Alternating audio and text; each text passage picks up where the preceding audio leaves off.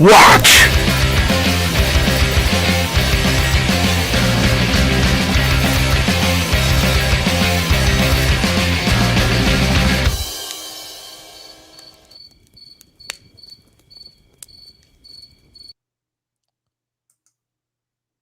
Second, Hey. watch.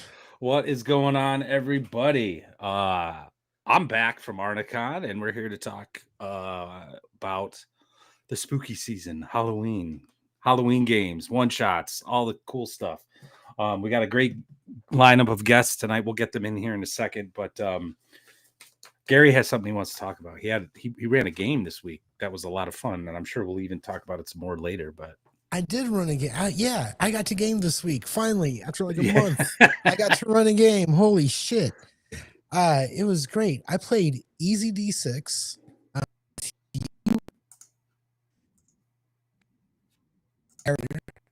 Bacon. And I'm sure we'll talk about it because the gang's all. But it was a ton of fun, man. I really, and I know we'll get into another argument later about where my GM skills fly and where they do not lie. But it was really nice to get out of the procedural and just kind of get into the swing, like what's happening, and play like this action adventure kind of, it felt really good, and I'm glad we did it. So did you get to play a game, Matt? I played a lot, actually. I got to. You were at Arnicon. Go ahead. Rub it in, dude. Rub it in. I will. Well, I went for like the history. I played the original Blackmore. I played Tannisborg with Greg Svensson, the author of Tannisborg, in the player group. Someone else was running it. I got to play the original Braunstein, and that's how you pronounce it, Braunstein, with Dave Wesley. Awesome. That was awesome. It was a great experience. I got to go to a couple seminars as well. Played Ascendant with Alexander McCrease, and I got this awesome comic book along with a few other Chotskys with it. I think I understand Ascendant, and now my brain is working on, can I do a Bro SR type game with Ascendant where I have patrons who are like the city's like mayor, commissioner of the police, mob boss, whatever, and then have some street level heroes like dealing with all their shenanigans. I think that would be fucking awesome to do. But that would be crazy at the same time. So I'm not running it anytime soon. I'm just meditating on it. But that's where my ambition is going. Well, I know that right now I'm about as far away from a West Marches Braunstein kind of thing. We can get into it. Look, we have guests waiting. Yeah. We have a topic tonight. It's Halloween. Really, honestly, once you're married, who cares? It's Halloween. You know what I mean? Get your wagon, put a pony keg in it, follow the kids around the neighborhood and drink beer while they trick or treat. I don't know. That's actually what I do is I actually dress up like a derelict and hang out in the back of the house, and then when kids start walking up, I rev the chainsaw and start running out at them. Oh my God. I end up keeping a lot of the candy we buy, but anyway, my brother-in-law's neighborhood, literally my brother-in-law's neighborhood, on every block there's at least people come out. They actually come out to the sidewalk to give candy because it's never cold. You're just kind of hanging out. It's like a big neighborhood party, and they buy 3 or 4 cases of beer that are iced down, and they just hand them out to parents. Oh, nice. Like, it's so you cop a little buzz. Your kid, you love your kids a little more while they're being little monsters, all hyped up on sugar. Just anyway, that's awesome. That's a nice tradition. We got a super chat from my ear trumpet has been struck by lightning. I prefer to refer to it as Mercurius, but there it is. One Aussie, I don't know what they call them down there, dingoes, whatever. But thanks, man. We appreciate seeing you here. He gave us one Aussie dingo. Oh, did anyone catch what Gary said? His sound broke up. Yeah, I think you are kind of breaking up a little. Yeah, we'll figure it out. But is it breaking up? No, now you're fine. And now we have our guests. We have the Erudite DM. We have our boy Brian, DM Cloaker, and everyone's favorite it's always better with bacon. Guys, thanks for taking the time to join us today and talk about today's topic. Did you guys get any gaming in this week? I sure did. I was in Gary's game, but he was just talking about the Easy D6 I'm with. I did. I gamed quite a bit. I played Mythic Bastion Land Sunday night for the first time, and then we did our Shadow Dark game Monday night, and Chubby Funster was our guest GM, and he cheated and tried to kill us, but we managed to stay alive. And then I also played in that Easy D6 game the other night. I had a great time. It was a lot of fun. Thank you, by the way. Oh, you're welcome. No, thank you guys for showing up. Yeah, it was great. It was good to not look at a GM screen. I liked it a lot. It was fun. Erudite, was the Monday game, was it a one shot, or were you kind of a guest star in a recurrence? Or we have a long history of one shots that turn into 4 and 5 shots, but excellent. It was actually Chubby's Sunless Fane, which was one of the first Shadow Dark things he wrote. And then a couple of months, I say a couple, maybe a month or two ago, he revised it to update it, knowing more now about what he knows about Shadow Dark and having some empirical data to get back on and some experiences. So we're going to stretch it out probably into a 2-shot, maybe 3. Yeah, that dungeon looked kind of cool. And I totally hear I'm going to update this thing. So that's actually the thing that I've been working on, and it's all based off a bunch of game jams that I did. And game jams, you have like page limits, so you're trying to cram as much as you can in, and a bunch of stuff ends up hitting the cutting room floor. So I was like, well, I've never really written a zine before, so I think I'll just revise all these things. And so what was a total of 21 pages is now looking at to be about 120 pages. So nice. In fact, while we're talking about it, I'm going to do something that I rarely do, and that is shill. And this is a preemptive shill. I just want to show. I'm really excited about this. I have a guy named Tarmhell doing the art for the cover, and let me share my screen because it's not finalized, but this is what it's going to be looking like. Can you guys see it? There it is. Oh wow, That's The Living Darkness Volume 1. We're probably going to shrink the mouth a little bit, move it down, and then make sure there's room for like my name and whatnot. But yeah, and I already have volumes 2 and 3 in my head, so this might become a regular thing. So I'm really excited about it. I wanted to publish it like by like October 1st. I'm so far behind. I should be done this weekend with like the writing and then the editing, and hopefully be by mid-November. PDFs will be available and the print on demand by December. So early for next year. Yes, exactly. So anyway, yeah, so the spooky season, do you guys typically run or get involved in one-shots this time of year, or is it just kind of like, yeah, I'm gonna keep doing what I do with my regular game? I usually just keep on trucking. I mean, that's been the MO for the past several years. So I just kind of keep on trucking. But I'll hit a one shot. Like if I get invited, I'll absolutely hit a one shot. Interesting. So you're I know you're like more from on the player side. Mm-hmm. At the moment, yes. Why does this keep like double clicking? Oh, all right. Well, thank you, Al Ed. So whoever your game master has been, they're just sort of like they don't even try to do like a Halloween. No, it's funny. So the guy who I usually play horror with does something around his birthday, which is usually around Easter time. So like the horror games that I get into are usually front loaded earlier in the year. And then just as the year goes on, I'll enter into different games or one shots with. I usually try to play as many different systems that I'm inexperienced with as I possibly can. But that's kind of how October's roll. It's the horror is usually in like March or April.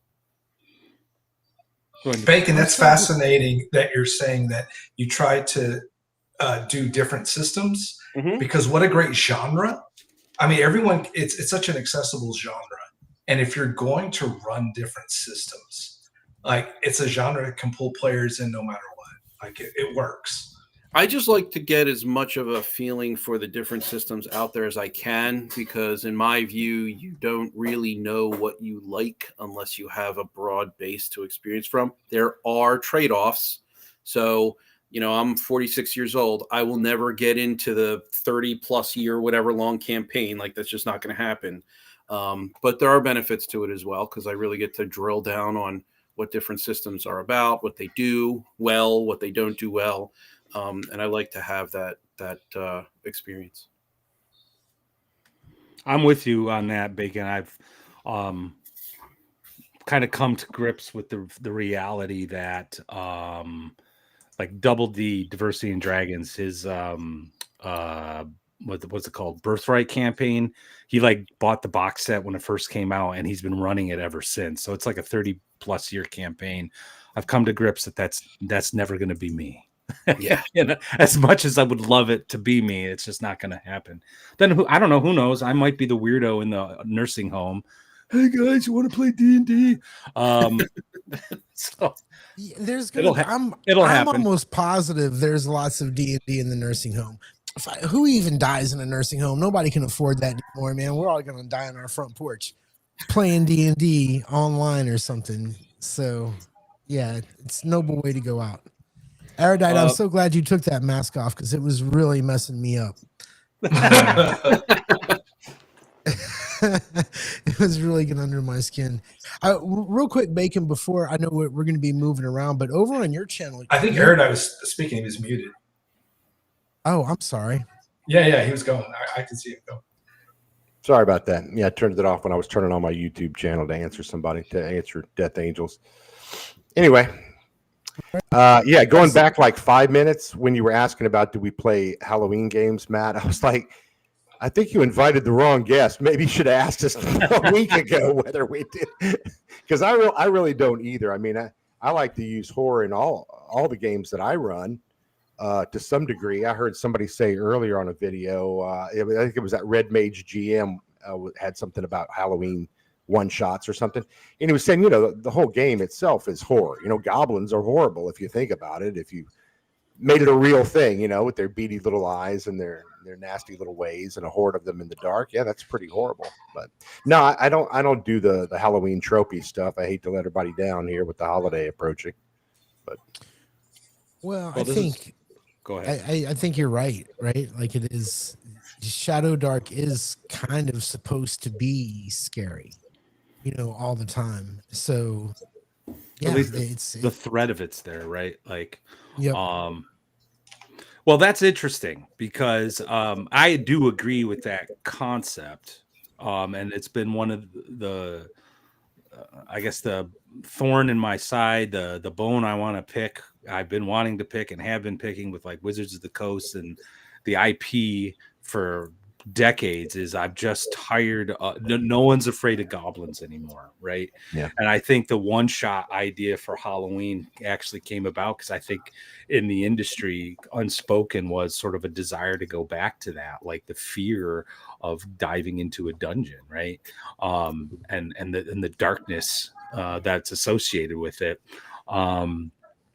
So like, 15 years ago, I started, just because my buddies, we were playing 3rd edition, 4th edition, 5th edition.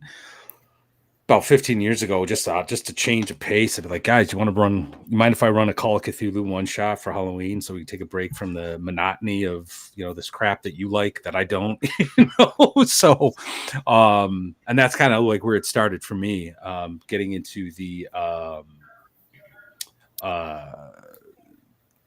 the Call of Cthulhu thing, and kind of diving into horror gaming. But I'm all about doing it year round. I mean, I play Lamentations, for crying out loud. So, yeah. And let me ask you this, and this to the group. Like, what about doing it year round appeals to you? Like, why make your game horrific year round? Like, shouldn't it be pulpy sword and sorcery? Like, or does that go hand in hand? I would back up a step and define what you mean by horror at the table. I mean, it sounds simple, and I think we all have our own ideas about what that means. But if you think you're going to scare 6 or 7 40 to 60-year-old, mostly guys, you could be playing with a lot of ladies too. It's not the same thing. So we're not talking about literal fear. No one's going to be scared playing this game. Is it going to be fear like you experience in a movie or film? Cinematic fear? Probably not. You don't have jump scares. That's not on the table. So there's a lot of elements that are missing. I think what you're left with at the end of the day, and this is a good thing, I don't mean this in a bad way, you're left with creating an atmosphere, right? That an implied setting or an implied undertone that the players get, especially experienced players. And I think they respect. When you guys play a game, do you ever notice your players, whatever, as the GM, whatever bone you throw them, they want to succeed. They want to be part of it, and they kind of get in the spirit of the thing. I think it's the same with horror, whether you're using some body horror elements or you're using a suspense. I think suspense is probably one of the strongest things you can do to try to use some element of horror in a role-playing game, because there's a sense of urgency, and then suddenly everyone's seems to be concentrating on how they're playing and the decisions they're making and so forth. I don't want to jump on anybody, but on anybody's toes, but I generally agree, and I think I might be chasing a ghost or something. No pun intended, but I do want my players to feel fear. Like I'm trying to figure out how to do that. I think because it is the hardest thing to do in this genre, because even if you're like doing like high fantasy swashbuckling adventure where your character is like dueling a pirate on the mast of a ship, and it's all this really cool stuff that you're doing, and it's exciting and everyone's like, whoa, that's really cool, you're still stuffing your face with Cheetos, drinking your Mountain Dew, your beer, your whiskey, smoking a cigar or whatever, sitting around a table, but you can have that sort of moment of like, yeah, that was really cool. Can you, and this is what I've been trying to figure out how to do and trying to perfect, is like, can you have those moments where your players are legit going, oh my God, like horror, like legitimately horrified. Yeah. And I think it's one of the reasons why I really like Lamentations, is because there's moments where you're just like, oh my God, we're actually doing this. We're about to do this in this game, but yeah, I don't know. That's what I draw the line at bringing a loaded gun to the table. Okay, I'm not going to freak my locking your players in a room with a hungry bear. Yeah, exactly. I'm not going to go that far. That'll be immersive for sure. Yeah, for sure. Throw them a punji stick. Okay, survive, guys. I don't know that I've ever. Like. I think Erudite's onto something when he says suspense. You can get that. I don't think I've ever played a game and felt any kind of fear. Suspense for a sense of foreboding or something like that, but the actual, I don't know that I can, because I know that I'm safe here at the table with my dice, and if my character dies, I can just make another one. I think you can do spooky, and I think you can do creepy. Like I never mean to. I think Brian, we played a game about 1.5 or 2 years ago where somehow, like, one of the first scenarios in the game, all the PCs had come together to help a friend out, and y'all wound up having to kill him in this house out in the woods. Do you remember that? Yeah. I had no idea what was going to happen or if that was going to be creepy or spooky, but I felt like that was the reaction I was getting. You know what I mean? Like, it just kind of turned that way until it wasn't that way anymore. Yeah, I can speak a little bit to that, because I remember one of the things that, Gary, I've said this a lot about you. You're very casual. And a casual delivery at the table sometimes, where it's just more matter of fact. What it does is it kind of reduces the expectations sometimes, a certain little element, so that when you have an inciting moment, either something that you're running as a GM or as a player you're responding to, because of course we're not going to feel scared. That's why it's a tabletop role-playing game. It's about how we portray it and see it relayed at the table. But you just kind of like slid it in, very Southern Gothic, to where it just felt intuitive and part of the environment. It's kind of like one of those things, like if you put something down, it's just whether or not the players pick it up. To some degree. Yeah. Which we did. We all did. Yeah.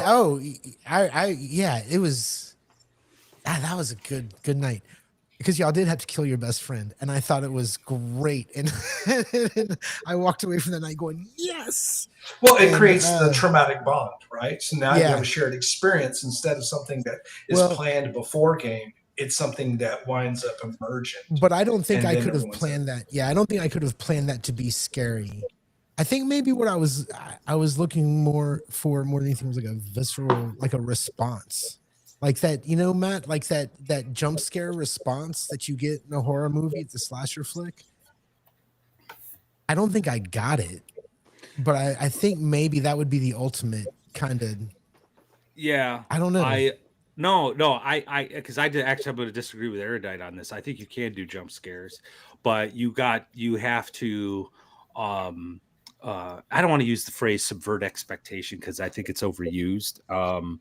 But you have to subvert expectation. Miss you for sure. Yeah. No, I agree with you that big. If the words work, you should hear them, right? But like I think a lot of times Sandy Peterson talked about this at Arnicon during a seminar he was giving. And I've done this all before, but it was nice to hear him say it. It was kind of like validation. He's like, you got to use the other senses. Like we typically talk about in the visual sense, like, and I've used this example before. Like there is a stark difference between 5th edition. This one I'm going to call the 5th edition. All right, guys, you're walking through the forest and 5 goblins jump out and they snarl, draw their weapons and attack. Right. Versus, all right, you're walking through the forest. It's dark. You hear the rustling of the leaves, the crunch of the stone and grass and mud underneath your feet. When 5 diminutive, leathery green skinned creatures wearing smelly rags that smell like rot and decay, wielding rusty weapons and large, bulging yellow eyes with like little pinpoint pupils, snarl at you in an aggressive manner. Those are goblins, but your players aren't thinking that. They're like, what the hell is that? Yeah. Like you immediately put a question, like, what is this? The unknown is placed in front of them and the unknown is threatening. You know what I mean? And I have had players, to me, the jump scare is like the moment of hesitation of, what do we do? It's like when the Ghostbusters first, like they're in the library at the beginning of the movie and they find it and Venkman's like, so what do we do? What do we do? And then Ray's like, okay, guys, all right, get her. Like it's that scene where just like, what do we do? And that to me is, I know I'm getting somewhere with like the fear and that because there's this hesitation of like, what do we do? I still think it's more atmospheric in that, we talk about body horror. You can use body horror descriptions and to whatever degree your group is comfortable and tolerant of that kind of thing. And that can be really gross and scary, but that's not the only thing. The other thing to me that horror is in all these genres, including a role-playing game, is it's almost always a distortion of the mundane or the normal. That's why you always see, little children, little girls particularly are really scary for some reason. I don't know why, but we think they are in movies. Or little dolls, animated dolls. It's always something innocent and simple. It's right. It's always something innocent and simple that we all recognize, but it's just twisted in an evil way enough that we go, this is wrong. Something's very wrong here, and that the evil has taken over this very what should be a normal thing. Well, that's what horror is. Horror is it's a revulsion at wrongness or an unnatural situation, and that doesn't have to involve fear. And the example that I used in one of my most recent videos is reading in the newspaper. Did a bunch of fear videos. Yeah, Sorry, I you did. Yeah. There's two. One's live where I bring on Dr. Mike Melnick. He that is was a great one. he's I a popped in PsyD. I popped in the chat in that one. That was a good one. Yeah, well, I appreciate it. Thank you. He's a PsyD, and so he is very familiar with all of these different things. And then I went and grabbed the definitions that we were using from that live stream, just shoved them really quick into a video with really not much more of an explanation, just to sort of outline them for a quick reference. But horror, the example that I used in the video that I cited, or the example that I used in the videos, I actually used it in both of them, is when you read a report in the newspaper of the discovery of a mass grave, you are completely fearless in that scenario, but you're still horrified at what you're reading and what you're experiencing. So that is horror. There's a wrongness to that. And so that's going back to what you were saying, Erudite DM. When you see like a little kid laughing late at night in the woods, there's a wrongness to that. Why are they there? Why are they laughing? It's dark out. Like, there are a whole bunch of things that occur to you immediately that can bring on that wave of horror. In order to get to fear, so I have gone by the APA's definitions, the American Psychological Association. And with fear specifically, there is a subject-object positionality that's required to meet the criteria of fear. So unless you are perceiving or are actually threatened, there's not actually fear. So like sympathetic fear, that behaves differently in the brain. I don't have any notes here in front of me, but there's a lot more to it than that. Than just saying that it's different. Like it activates the brain differently, you receive it differently. And so there are things that you can do in a game that will layer specific emotions, these threat response emotions. I assume it would be. I would think so, absolutely. right? That's exactly what it is. Responding people to like going on roller coasters. Yeah, for sure.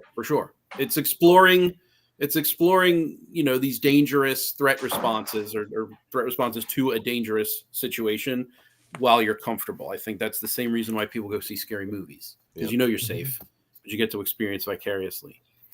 But there are these other threat response emotions like fright or terror or dread, anxiety, these different responses. You can get a pseudo fear if you layer them in, because you can achieve anxiety, you can achieve dread. You can't really get to terror, but there are things you can borrow from terror, like helplessness and hopelessness in the play, that will allow you to get to, you can engage some measure of sympathetic fear. I called it a pseudo fear because that's really kind of what it is. That's not a technical term. That's not like a clinical definition. That's what I used. So, like with fright, the example that I have, the best example that I have, if you'll allow me to continue to talk for a moment, is that the person who runs the horror games, his name's Ben, great guy, really knows his stuff. He will put us in a room, and the room has been infiltrated by these cultists. There's this strong guy over here, there's this guy over there, like there's this whole room full of cultists. We are gearing up to fight cultists. We are prepared to fight cultists. Round one happens, and then at the end of round one, all of the cultists are slaughtered because there's now a monster that's been introduced. And it was their monster. It was the monster that they introduced. So now it's become completely different. The prep that we've done mentally to handle the situation goes right out the window. We are strained for what to do in that situation. And that would be a type of fright, because it's immediate. So I think you can get to fright, that being the snap, fight, flight. What is it? Fight, flight, fawn, or something. Freeze. I think that's the four of them. So you can kind of borrow from fright. It's not genuine, but it's enough to be able to get there. And again, if you'll allow me to continue to talk, fear isn't so much about the players being afraid at the table. It's about the characters being fearful in the moment, and then you expressing that fear through the character. Mm-hmm. So you're not going to get to fear as a player, but your character can get to fear and will get to fear. And so it's that behavior. Sure. I have nothing against that. And in fact, I think, good role players should be doing that, right? Like, oh, my characters should be afraid right now, as opposed to looking up a rule and being like, well, if I do this and then this and that other thing, I'm going to win the game or whatever, right? I'm going to win this fight. That's, avoid the metagaming, right? And get in your character. But like, if we're talking about immersion and if we're talking about that sort of like experience where it's player hyphen character, and again, maybe I'm chasing a ghost, maybe maybe it'll never happen, but like every time I approach like a horror game, I'm like, I wonder if my player is going to get nightmares from this game. Like, that's what I want. I want you to walk away from the game going, oh man, that was nuts. Like, I ran a game. It was just a play test for one of the things in the Living Darkness. And I got a really great compliment from Atmos. He just all of a sudden in the middle of the game was just like, when I was describing this thing that was happening, he just goes, oh man, that's creepy. Like, he just had like this like spontaneous reaction. And I was like, okay, I got him. The hook's in, can I keep this up? But you're probably right, Bacon, because like you're, the most well-read dude in this scene right now who does all the research. The rest of us, we're just talking out of our asses late at night, drunk on bourbon. Don't invalidate your ideas. No, I'm not invalidating. I'm just Matt, being real, man. But Matt, can I ask you, when you get a chance, sure. I have a question for you.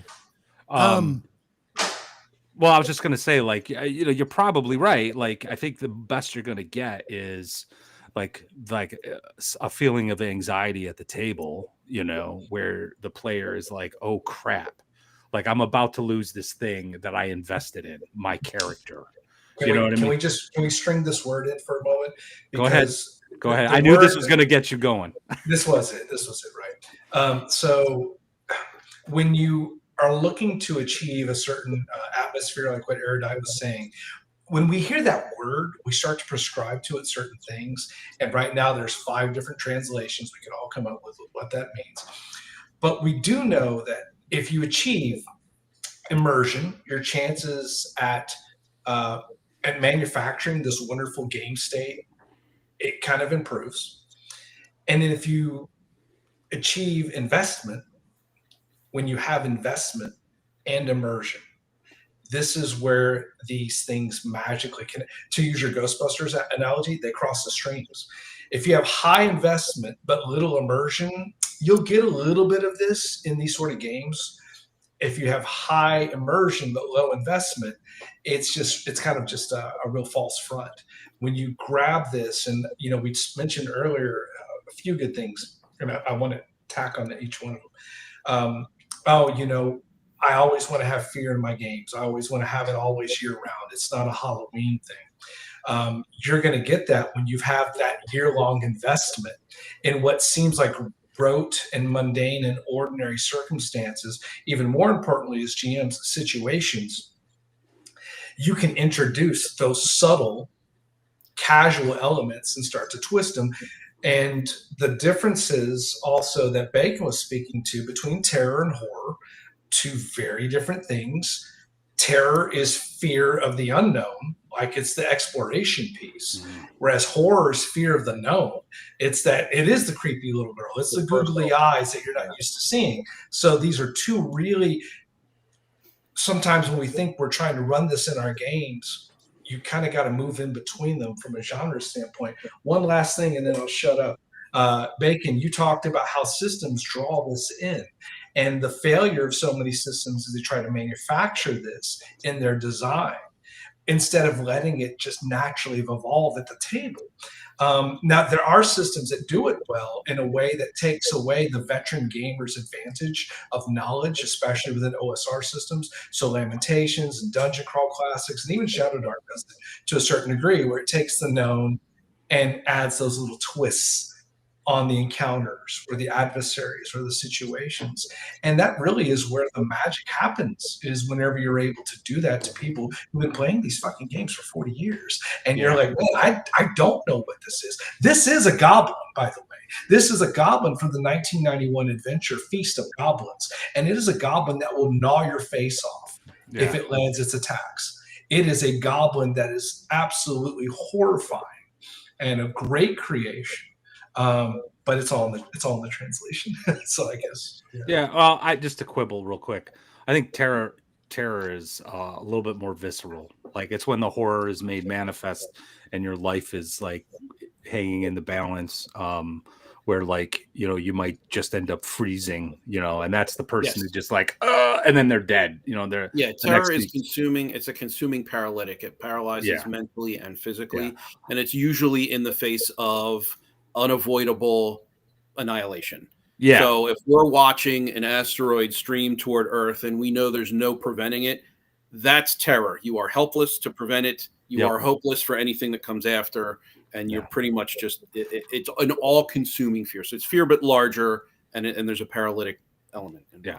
I would love to make my players feel terror, but that'll never happen. That much I know. But I think that there's still some things to contend. I know you're saying it's a quibble, but I actually think there's consensus here.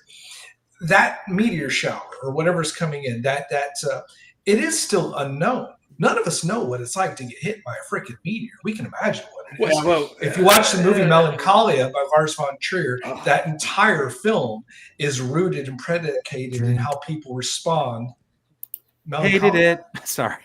Well, I'm not saying whether you hate or like it, but it's still the unknown. Terror is that how many films achieve, how many genres are predicated upon the person who pushes too far. Like they go out into the unknown. It's like, no, don't do that. Don't do that. I do think that terror is the unknown. At least that's what I see. 15 years of running Ravenloft and seeing the terror and fear and the demiplane of dread moniker that sort of setting was assigned, especially during the rise of the Cthulhu games and the Vampire Masquerade. Like it was a really challenging time to really kind of hold on to players. I think that dread, anticipation, that meteor coming in, well, that's different than like the shock or revulsion of it landing on me. That's the aftermath. Maybe I'm the one that survives the meteor when it hits, and I see what's happened to those around me. That's pretty horrifying, but I don't know. That's the wonderful thing about this whole topic. It's very, very interpretive. Yeah, related to this, I saw a Seth Skarkowski video, and he was talking about a famous Hitchcock quote. I'm sorry, did I cut somebody off? No, go ahead. Finish your No, thought. you're good. I'm sorry. Gary's like, oh, no, I had something good. I'm sorry. So I'll make it real quick. He was talking about a famous Hitchcock quote, and I think it's the one where Charlton Heston plays the Mexican sheriff. I can never remember the name, with Marlene Dietrich at the end, and they're in the little Mexican town down in Tijuana. Somebody will know it in the comments. It's a famous Hitchcock film. Anyway, so he was talking about the difference between surprising the audience and creating suspense, that builds over time. And he gave some examples. He said, surprise is a bomb goes off near your character and everybody's surprised. It's a jump scare, right? And that spooks you immediately. But suspense is you see the bomb situation building up. You see your character sitting nearby, but then the camera flips and you see someone working with the bomb or setting the timer, and you have all these little elements that only they are seeing, and that suspense is building up layer upon layer upon layer. And that made me think about, okay, in my game, I can use rumors, I can use hints, I can use NPCs. How do I interpret that into my game, right? To build opportunities for suspense, to build and layer it for them. And because I think that gives them some buy-in, some emotional buy-in. Is probably much closer than creating that surprise situation where they have a thank you touch of evil. Isaac Priestley wins. So anyway, that was the idea, and I was like, my mind, and that's probably why he was telling the story. Skarkowski. I immediately thought, oh, this is a great way to put it into a game and at least build some tension, if not terror, if not horror, as close as you can get, and your people are invested and bought into the game because it's fun and it's exciting, and maybe they have a little drip of sweat on their brow at least. All right, Gary, you've been waiting. Actually, yeah, I think you already hit it. And no, I didn't forget it. I wrote it down actually. And Brian might have hit on this, but do you think is more frightening or horrifying or whatever to play a one shot? I'm talking about for players, right? With maybe pre-gens or characters they've just made in a one shot, or do you take your regular characters, even though the world might be dangerous that they're in and it's all dungeons and everything, there's a sort of commonality that would it be more horrific to have players in your OSE games kind of shift mood for what would be a one shot because there's more risk there, right? I don't know, I had man. the, I'm just I had the same thought like moments ago. I think while you were, I think the flickering Yeah. light bulbs in our brains went off at the same time because the one shots are fun, right? Like, and I think at that point it's more of a roller coaster ride, like a little break. Like, oh hey, you know, Mattias is gonna run a one shot, and let's do it. Let's have some fun, and that's where I have fun. One of the most fun I've had actually running a one shot is my Death Love Doom actual play. It's one of the more graphic and personal of Raji's writings. And when I started describing the grandmother and the daughter, like when they were I mean, players were revolted. Like they're like, oh my god, this isn't a module.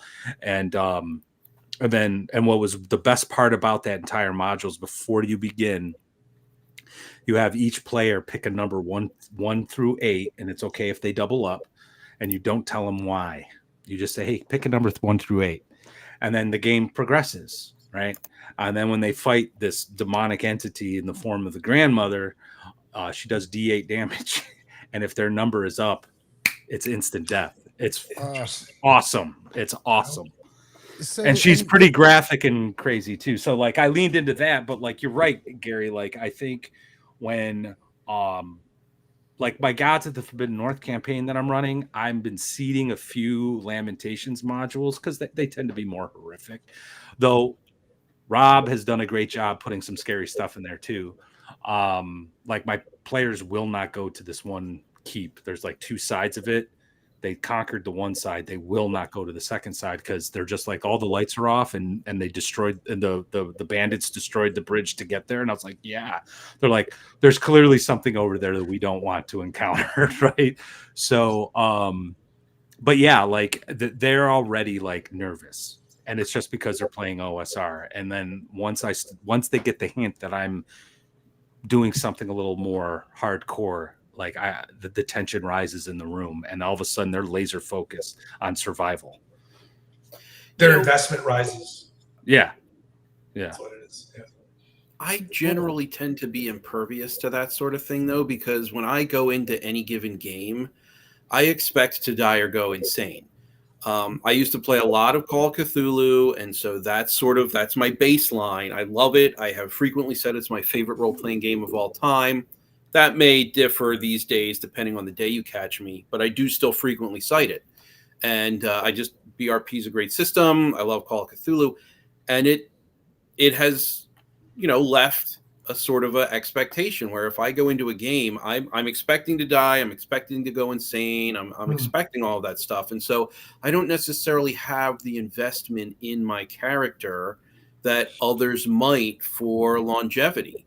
I haven't planned a class build. I haven't decided on my abilities moving 5, 6, 7 levels down the line. And in fact, there are games that I've participated in where I have been disappointed when I haven't died or gone insane. So it really just depends on the player, I guess, right? But that particular investment, that tends not to work on me. So if you're like, if the threat of fear, quote unquote fear, is losing my character, that's a good time for me. Okay. This brings up another reason with established characters why I think it might be better. Bacon, let's say for whatever reason, the game we played Tuesday night, we had so much fun. We played it, twice a month for a year. And that NPC that I kind of, attached itself to you, right? Would that investment in time and that connection you have to this world through that personality, could that feel threatened? And would that give you that sort of oomph to want to live and want to do those right things. Because Yes. I think in a lot, like in Call of Cthulhu, you're just an investigator. They don't talk about who your people are. You are expected to die, right? So could that make the difference? No, it could. So I like to invest in the character expression and the immersion. And so when I am assuming the mantle of this character, I don't want to die as the character. No one wants to die. They all want to Right. live. So all of that psychology about not really being scared of character death, that's me. That's not the Right. character. The character will be scared, and I, the player, will get attached to NPCs that I am dealing with, especially this what was her name? Lutz, I think. I think I called her lulls. I don't know Lol, what sure. it. Yeah. Really Yeah. sharp girl, was like gave us the information we needed. Our characters had a commonality in that we had some sort of faith or religion. So I immediately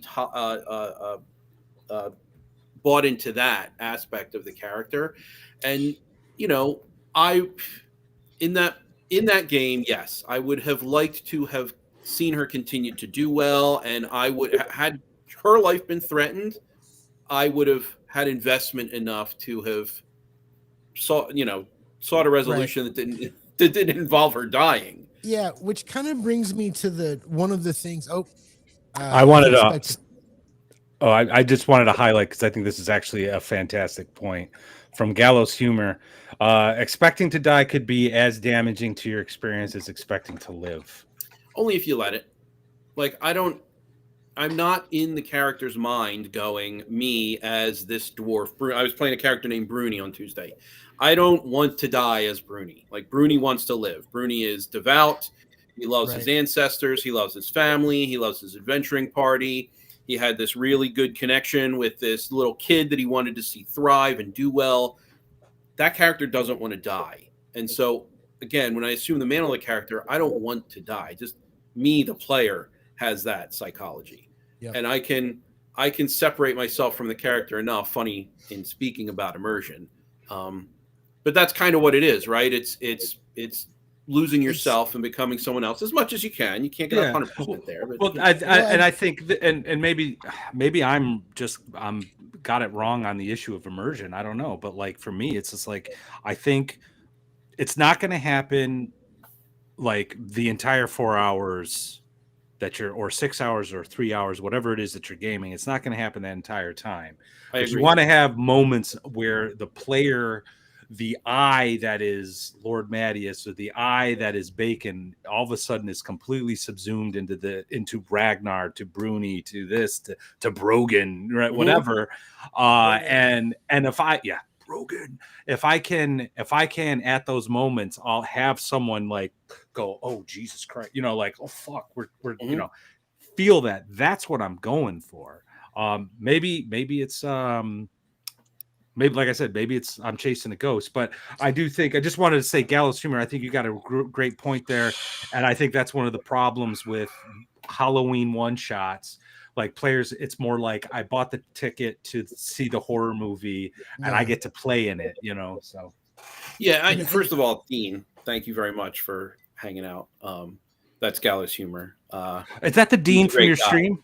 Huh? So, Is that the Yeah, Dean? he was on the live stream with Dr. Mike. So that's Dean, super sharp, really into horror.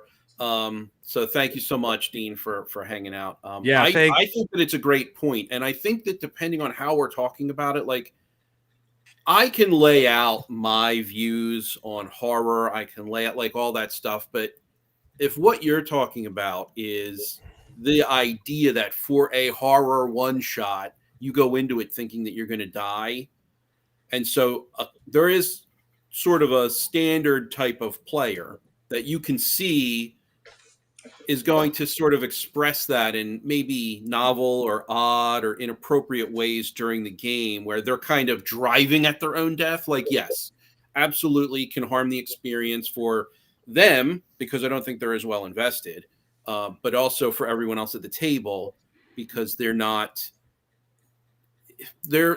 probably invested at a different level than that particular player. I would wager. And then maybe they're not, maybe everyone in the group is playing that way. They all want to see how fantastically they can die, which is a way to play. It's not the way that I prefer to play. So I think it's a great comment. I think it is something to consider. I just don't. I try not to allow that affect me. Right? Like there are characters that I go into a game and I want them to live, but if I die, I die. I'm not. I want the consequence to be there. I want it to be meaningful play. I want oh, sure. I mean, like the meta, right? The sort of the real I that is Bacon wants, and I do too. Like I want to have a fair game. Like I want the consequences. I want things to flow logically. Absolutely. But when we're talking about immersion, where the game mechanics fade into the background, and it's like, okay, this is what's happening. What's going on with my character, and will I actually feel what my character feels? Maybe I'm chasing this ghost, and the best I'm going to get is like this halfway where the players are feeling real anxiety because they're like, my God, this is scary. Like this horror one shot or this Lamentations campaign is just insane, and I had no idea what's going to happen next. And oh God, I hope I choose the right thing. Well, then I guess that's the best we can hope for, and I'll have to be satisfied with that. But I don't know. I want my players to have nightmares after my games, I guess.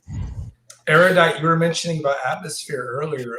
I'm kind of interested in your like what does that represent sometimes when you see it just kind of emerge at the table by situation, circumstance, or incident? Well, I think I would go before that when the GM's writing it up and planning it out. What I mean by atmosphere, or I think you said it earlier, actually, Brian, the senses, or somebody was talking about the senses. Maddie. Yeah, Matt. Or Matt, sorry, yeah. So describing to the players, like, what it looks like, what it feels like, what you smell, what you see, the air, what it's doing, the fog's coming in, the cobwebs. It's those kind of things that they can experience within the game. You start putting those clues on the table or on the the VTT. And that's what I meant earlier. The players will start to recognize where you're going with this or where you hope to go with this. And it's a little like hypnotism.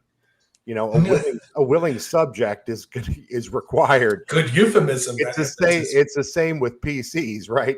I have to be willing to go into that place and go, okay, we're going horror. I'll play along with this. I'll get into the thing. It's titillating. It's exciting. I probably shouldn't have used a word like titillating on a Friday night with a bunch of guys sitting around drinking, but anyway. He said tits. Well, you said tits, dude. Hey, speaking of atmosphere, DM Cloaker said something earlier about layering in, bits of atmosphere. And that is one thing. There is a technique. There is a technique, I think, it's kind of like a boiling of the frog, right? That whole thing where you want to start out with a little bit of, I should be careful, right? And then you turn the corner and that old house in the woods, it's nighttime, and that old house in the woods looks a little more ramshackle than maybe it did during the day. Right. And as you walk up the steps, there's a creak in the step you haven't heard, and you might hear voices from upstairs, and then as you cross the threshold, the temperature drops a little bit. It's just this constant, you know what I mean? You don't give it. It's like watching a good band, right? They don't come out and just wail. You know what I mean? You gotta unless they're guar. But yeah. You've got, and it really think about it. Just kind of know that you start here, and then you're step by step adding, change something. Well, you're hitting on the keyword, and I think that all five of us here can probably throw out a few. It'd be a good roundtable on that. What are the techniques in tabletop role playing games that you've either seen, experienced, or put forth that you thought were effective? Like, when we're seeing this happen, yes, you have like a Call of Cthulhu, which brings back. By the way, Bacon, you sound like my dream player. But anyway, hey, you want me in a game? It's easy. Man, Oh yeah, you the just two sound of like my you, the dream two of you player. should Oh my game God. together. Yeah. But anyway, but what have we found that works? Whether it's a system or tech at the table, or something that a GM or even a player did that just like kind of stuck the landing, even after 10 years of gaming or 20 years of gaming. What works? Well, while we think about an answer to that question, I'm gonna actually highlight something Judd said. You can also build tension by starting wordy and then get more terse in your responses as the players, explore the area. It's so funny. I would flip that. Like my mind thinks less is more at the beginning, but then that's just a stylistic thing. I just throw out very little bit, and then just like, well, you've pulled the thread. Now the Necronomicon is, that's interesting. I think I actually agree with Judd on this, because I've done this unconsciously. It's like a lot of description, sight, smell of the crumbling tower and walls of Ashtonshire Keep, the cawing of the murder of crows that's circling it, right? This like chill, very slight breeze that's moving through the area, this feeling of being watched. And then they enter, and I describe the darkness just constantly pressing upon the flickering torchlight, right? And then it's just like you hear 3 bangings coming from the next room. Sounds like my first date. No, never mind. Sorry. And then it's just like I just wait. And I like one of the things I've talked to Gary about this too. Running games, whether it's horror or not, you got to get comfortable with silence. Yes. Just let the players cook, and just like all right. you hear 100%. You hear 3 banging. You hear 3 from the next room, and then I did that at my con game, Shadow Art game, and it was in a room. There were 3 other tables about a month ago, and there's probably about 25 people in there. And of course, you got all these different games going on. It's like, how do you manufacture tension in a Shadow Art session like that? But I straight up did it. Like I just straight up hit the fucking table.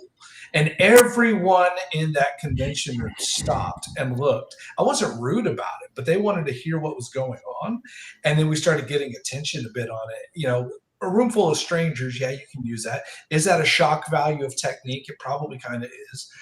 Definitely but evocative, and it should be used sparingly. Let's all admit that, by the way. Oh, yeah. Very sparingly. But to your point, Maddie, it sounds like being evocative in description, so that sounds like it gives your players, it gives your players also something to kind of pull on, pull, or be engrossed in, I guess, maybe. Yeah, and then I think once kind of going off what Judd was saying, once things start to ramp up, and I'm thinking of my module that's in the Living Darkness Volume 1, the Haunting of Ashtonshire Keep. Things start to ramp up, and I actually tied this mechanically too, because you're facing one entity in this entire thing. And you hear 3 bangs coming down in the next room, or a door. You just hear the creaking of a door open or slam shut, something, and it's down the hall. And like, you just wait. Do they do something with it, or do they not do anything with it? What's great is if they do something with it, you, the player, or I'm sorry, the game master, can totally lead them in a direction towards some of the clever traps I have in that thing, right? Or I think they're clever anyway. But there is this moment of, okay, what do we do?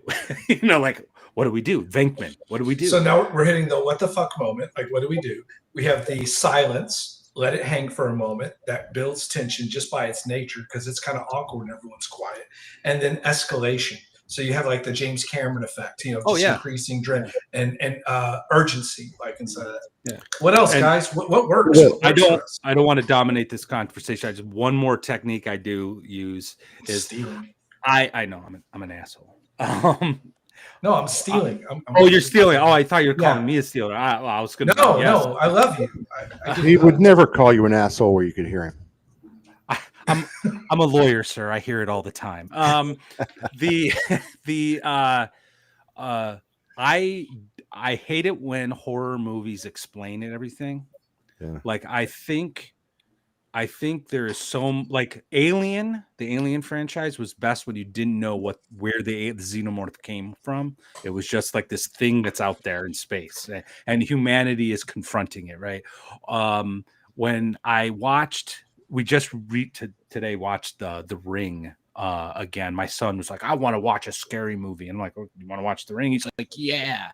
He wasn't scared at all. I don't know what scares that kid, but I was terrified of that movie. But we got talking about it, and I'm like, do you know who Samara is? And he's like, well, the movie never explained it. And I'm like, yeah, she's more than just a little girl, right? And he's like, yeah. And I'm like, you think she might be demonic maybe? And he's like, oh, that would explain everything. And I'm like, isn't that kind of scary? And he's like, yeah, I still would punch her in the face. I'm like, okay, all right. But like, I like it when you have to think and fill in the blanks. So when I run a session, I don't explain a lot. I force the players to sort of put the pieces together. And if they put them together wrong, consequences happen, So anyway, but I'm done. What do you guys do? Good stuff, Matt. Great stuff. Less is more. Don't explain. Well, Bacon's not a game master. He doesn't do any of this. No, but he can comment probably better than anybody. He could be like, yeah, I played in Matt's game where he didn't tell me anything and it totally sucked. I was gonna say one of the things about this, and I think I don't know if it was Bacon or Erudite that hit on it, but you know how sometimes when you're playing a game, and you have to do that whole thing, like there's things that as a player doesn't know, right? Like you're artifacting real bad.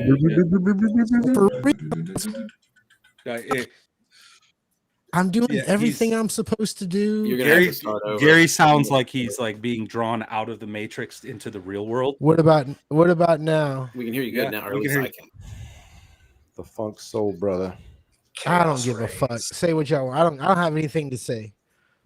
Move along. Now you're fine. You sound great. No, you sound great. Pass. Yeah, you're fine now. It's just your signal. It's fine. Go ahead and try. I don't even know what I was talking about. Anyway, things that you as a player know that your characters don't know. Like, let's say the party's split and somebody gets a piece of information, right? And there's always that split between player and character. So when you're talking about those feelings, I think Bacon hit it. Your character can be terrified. Your player's probably just going to be entertained. I think, it may be kind of, I don't really buy into immersion as much as most people do. I don't know how possible that really is. I think that's, anyway, never mind. I don't know. Well, how much time do you have? That. My microphone broke. Gary, you hit on something though, really. I mean, you hit on a technique, which is if you give selective information to players, now what are you going to get out of that? You're going to get investment because they now have agency in how to facilitate or share that information. Well, whether it's an image, whether it's an event, but whether or not you meant to stumble upon that or that was your intent, I think it's a beautiful illustration of a technique that can be done at the table, whether it's facilitated by the GM or whether players seek to gain a little bit of agency. Because what is it? It's actionable. And if you get your players actioned into these games, these type of games, now you can take them for a ride. And you combine that with what you said earlier, Brian, about the silence trick too, because it puts the onus on them. Well, once the GM stops talking, suddenly they're like, oh crap, now he's waiting for us or she's waiting for us. We have to come up with something here. And they know that. And I've told this story before. I was a stockbroker out of college for like 3 years, and we were always taught, we asked for the order. This is phone call stuff, right? Not seeing somebody. Shut up when you say, do you want to do 10,000 shares or 5,000 shares to start? It's uncomfortable. Do not talk. Do not say another word, even if you're there for 10 minutes in silence. And we were always taught the first one who talks loses. I'm sure Matt uses techniques or is familiar with this in a courtroom too. Depositions. It puts all the pressure on that other. And if you want to create suspense and tension and all that and get them sweating at a table, that really is a good tool, I think, to use. Pressure. That's the key word. It puts pressure on that. Oh, Erudite. I'm so glad you brought that up. Yeah. Because I didn't. I was just mimicking what somebody else said earlier, or Brian or somebody about silence. Yeah, but like the pressure though, because like Mhm. players, especially some of the players I played with, and even the OSR guys who are like, puff their chests out, like they're OSR until it's time to be OSR. Like the silence forces them to act. Otherwise, and if you fill in the silence, you're all of a sudden you're going to do what the 4D guys hate and move the pieces on the board for the players. Yeah, and right. you're taking away their agency, like Brian Yeah. was saying. I And- would say You're that taking it back silence from is. them. So I'm sorry, I didn't mean to interrupt. I was just going to say Go for that it. the silence like encourages them to, it forces them to act. But go ahead, Bacon. Yeah, go back. It does. It can. I would actually make the argument that silence is essential to any game, especially a 4D game, because you are relying on the players to, appropriately push into the world and explore it with their characters. And so silence is, I think, far more important than many people realize, in allowing your players to achieve those levels of immersion. If that's not what they're after, then that's not what they're after. If it is, you need them to give them an opportunity to get there. And really the best way to do that is to just shut up and let me be my character and ask for a role when you need one, but don't be dumb about it. So in a horror setting, the silence takes on character. And that, I think, is a very important component to realizing a horror game, whether you're trying to achieve anxiety or dread or fright or genuine horror. Silence is going to be a character in that, or it's going to take on character, I should say. It's not going to be a character. But it is a very important component to any game, not just horror. It just there's an extra bit of spice on it in a horror game. Bacon, have you found any techniques or approaches outside of a conventional, like a Call of Cthulhu game or such, that was effective outside of expected genre? What do you mean? You're not playing a Cthulhu game, but you're I'm not playing a playing. Cthulhu game. You're playing. I don't know. Maybe it's a swords and sorcery, or maybe I don't know. It's a sci-fi, or like a technique or approach that you thought really kind of like captured the feel.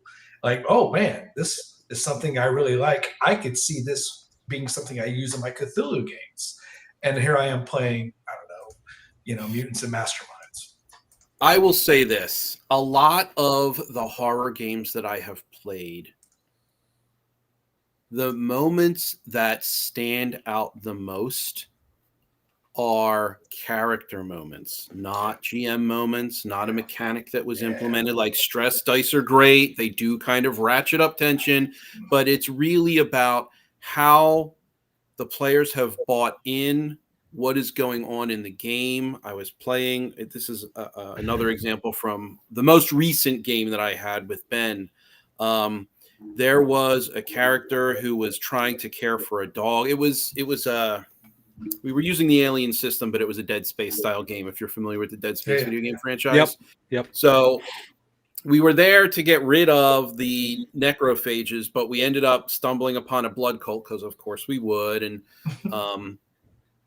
the really resonant character moments are what stood out. And that was all because they were immersed and they were bought in and they were doing everything that they could to provide levels of immersion for everyone else in speaking into the reality of the game and creating those moments. There was a character who was caring for a dog, and the dog met an untimely end. I won't be graphic, but the dog met an untimely end in an extremely horrific manner. My character ended up listening to the whispers in his head, and I just ran with it. And I did some crazy stuff in that game that really made it for a lot of people, because we had these conversations after the game and it was just fantastic. So I would now, of course, generally speaking, I come from a more 4D style of play. And so I would tell you that, relying on the players is what's going to be best, especially in these moments. They need to buy in. It needs to be a high trust game. The silence has to be present to allow them to push into the world through their characters. And all of these things are important to any game, but they seem to be extremely important to horror. Before we go on, I meant to do this actually a few minutes ago, but the conversation's been so great. I gotta shill something real quick. So Ryan David of Nerd Cognito is putting together a streaming guide. He's calling the Streamy Guide.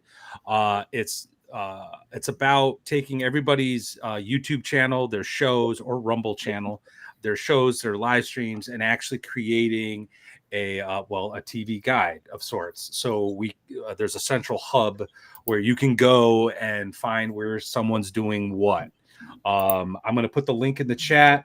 Please take a look. I know Nerd Cognito has had is a bit controversial at times in this industry, but I'll just say this for the record, and it'll probably get me in trouble in certain corners of the hobby, but whatever. Ryan, Dying Breed, Jack, and Siobhan, Ryan's wife, have been very good to us at this channel, and they've promoted us. And I'm happy to help them. In fact, Nerd Cognito on Rumble has their speakeasy tomorrow afternoon, 5 o'clock, I think. Yeah, 5 o'clock Eastern Standard Time. Please check it out. It's a good time. I haven't been there in a couple weeks because I've been at Arnicon and have had a variety of other things to do. But anyway, the Streamy Guide is there in the link in the chat. If you got a show, you can fill out a form and get your show on the Streamy Guide. It just started like today. So anyway, just needed to shill that. So anyway, continue. Horror. I want to go to Bacon because I don't want to lose the wisdom that he's sharing as a very experienced player in what sounds like a wide variety of systems and situations. The importance of situational agility for a GM to be able to kind of move through these and respond to characters. That character-centric situation, like, is where you're going to really find the magic, it sounds like, instead of it being about what GMs are trying to put together in the spook house or whatever they're trying to paint on the wall is so less relevant. And I think that really takes a lot of time to do some due diligence on the player characters. If you do that, I've always found, and that was my experience in Ravenloft, but other systems too, over long-term campaigns, and I'm sure we all have our horror story moment that we can share. And I think that I'll share this one. It's just a 5-year campaign. My wife, her friends, we're all playing. It's penultimate, and you just roll a die. Everyone rolls a die. The blue dragon says, "Yep, you're the first to die. You will go. I will tear you apart before your friends. They will weep. They will run. They will flee. They will know my fury." I had to do that to my wife's character of 5 years. It was very emotional. Like, all the ladies at the table were like, "Oh my God." And it changed the stakes dramatically. So that's an investment piece that created immersion immediate. But to Bacon's point, just like buying into the immersion, well, as a GM, I hear him say these things, and I have to always remember, be mindful as a GM, what are these characters really about? Can you just find 3 or 4 things and be agile in the moment that maybe it wasn't what you drafted up, but it's something that just kind of like caught you there? Erudite, you've been far too quiet. What are techniques? I want to pick your brain too. What works? What do you find that's efficient? Gosh, I guess I need to GM more. I've been playing so much lately. No, speak as a player. Speak as either. Yeah, as a player, what techniques worked for you? Do it. I mean, that's if anything, Bacon, especially as game masters, hearing what players like, I think is infinitely more valuable.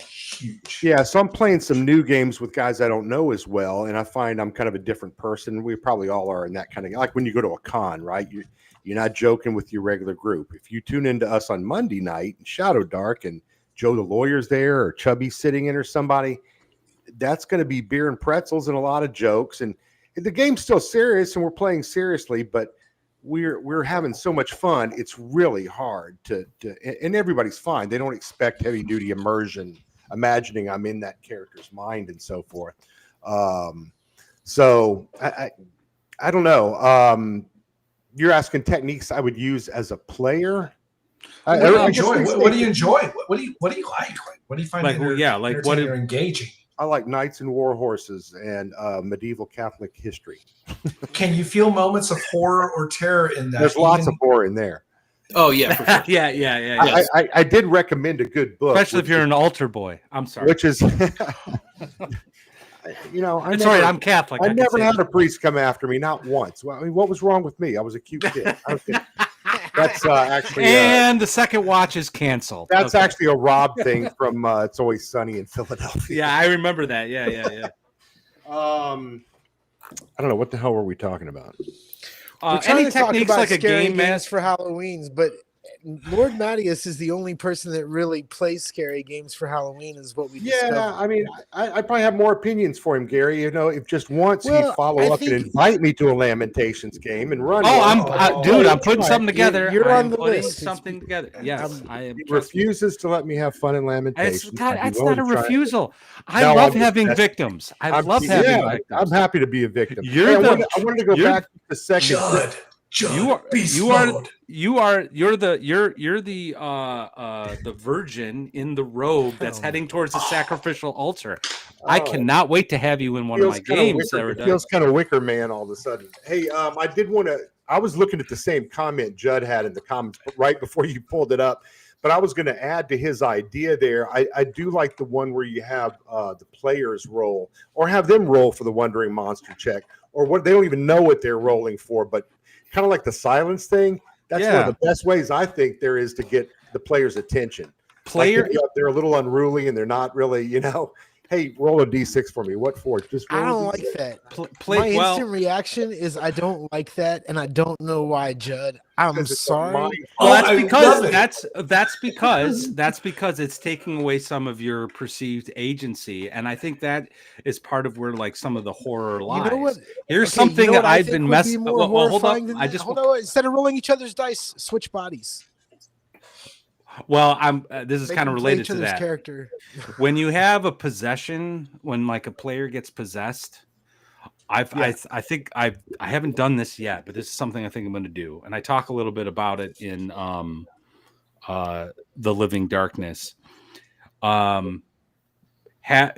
Take control. You, the game master, take control of the player character, right? Because they're possessed. And when like the player character attacks their friends, you make the player roll all the dice. All right, I'm going to attack so-and-so. Can you roll a D20 for me there, player? Oh, that's a hit. Please roll damage. Okay, you take 5 damage from so-and-so. You know what I mean? And just make them do the pain. You know what I mean? I think that'd be great. Anyway, Judd, love the idea. Anyway. Hey, ATM09ST has some advice for you, Matt. I don't know if you saw that. Judd's first disagreement about Lamentations. Is there a possibility, before you get to that comment, is there a possibility that just telling the player their character has been possessed and allowing them to role play the possession is maybe a good way to handle that situation? I don't trust players to do that. I'll be honest with you, I don't. And I think the thing about possession, the horror is that you lose control. And so I take it, but I make the horror as a player or the horror as a character. Of everybody. Right. So I understand. Maddie, I love you and disagree. I understand the idea. Like there is an element to the loss of control that can be horrifying, it can be frightful, it can create dread, anxiety, all of those things. It's going to happen. But I think I don't want to interrupt you because I know where you're going, and here. Don't interrupt him then. Let him go. I know what he's going to say. I know what he's going to say. Guess, Matthew. Let him finish. I will capitulate, and I will say that there's probably a very strong case to be made for either or, but I think Lord Mattias, we need to get you into a 40 game. I think we need to get you into a 40 game. And let me just respond to that. I think because I knew exactly where you're going. You stopped and you did the bro SR thing. You should just try it our way. You'll see. You'll see. It's great. You'll just see how wonderful it is. I didn't know that was the bro SR. That's what they do.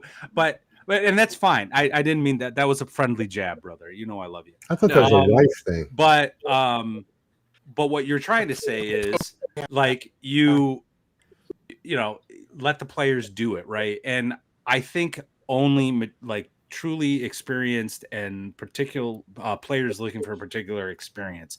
I have said repeatedly where I approach game mastery is what I think is most likely to happen, like your average game, right? And I just don't trust players to be like, oh, you're possessed.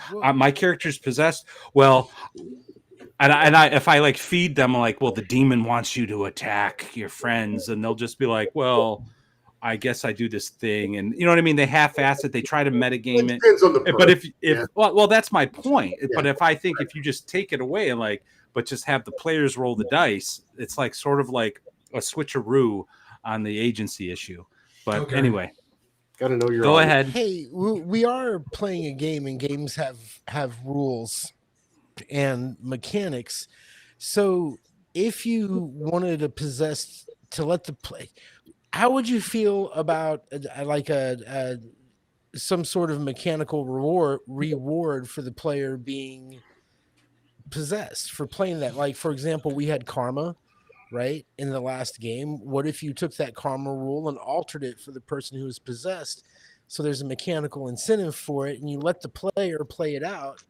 But that's just where I'm at. I think you run. I think you. This goes actually to a discussion the three of us, Brian, Gary, and I years ago, where I talked about role playing rewards, and I remember as soon as I started talking, I got interrupted by Brian. Don't do it. That's a bad idea, Mattias. Don't do it.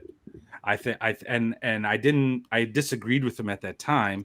Fast forward all these years where I had used like role-playing XP awards, and I had a group of players at that time who would go out of their way to try to earn those XPs in inauthentic role-playing ways and actually ruin the game. So I'm not entirely sure. I'm not talking think that about would role-playing rewards. well, I'm not it's the talking same about thing, but it's role-playing similar. rewards. Like, because that's when you're saying you're possessed. When you're saying you're possessed, you're asking them to role play a certain way. So hold on, hang on, man. No, that's what you're asking.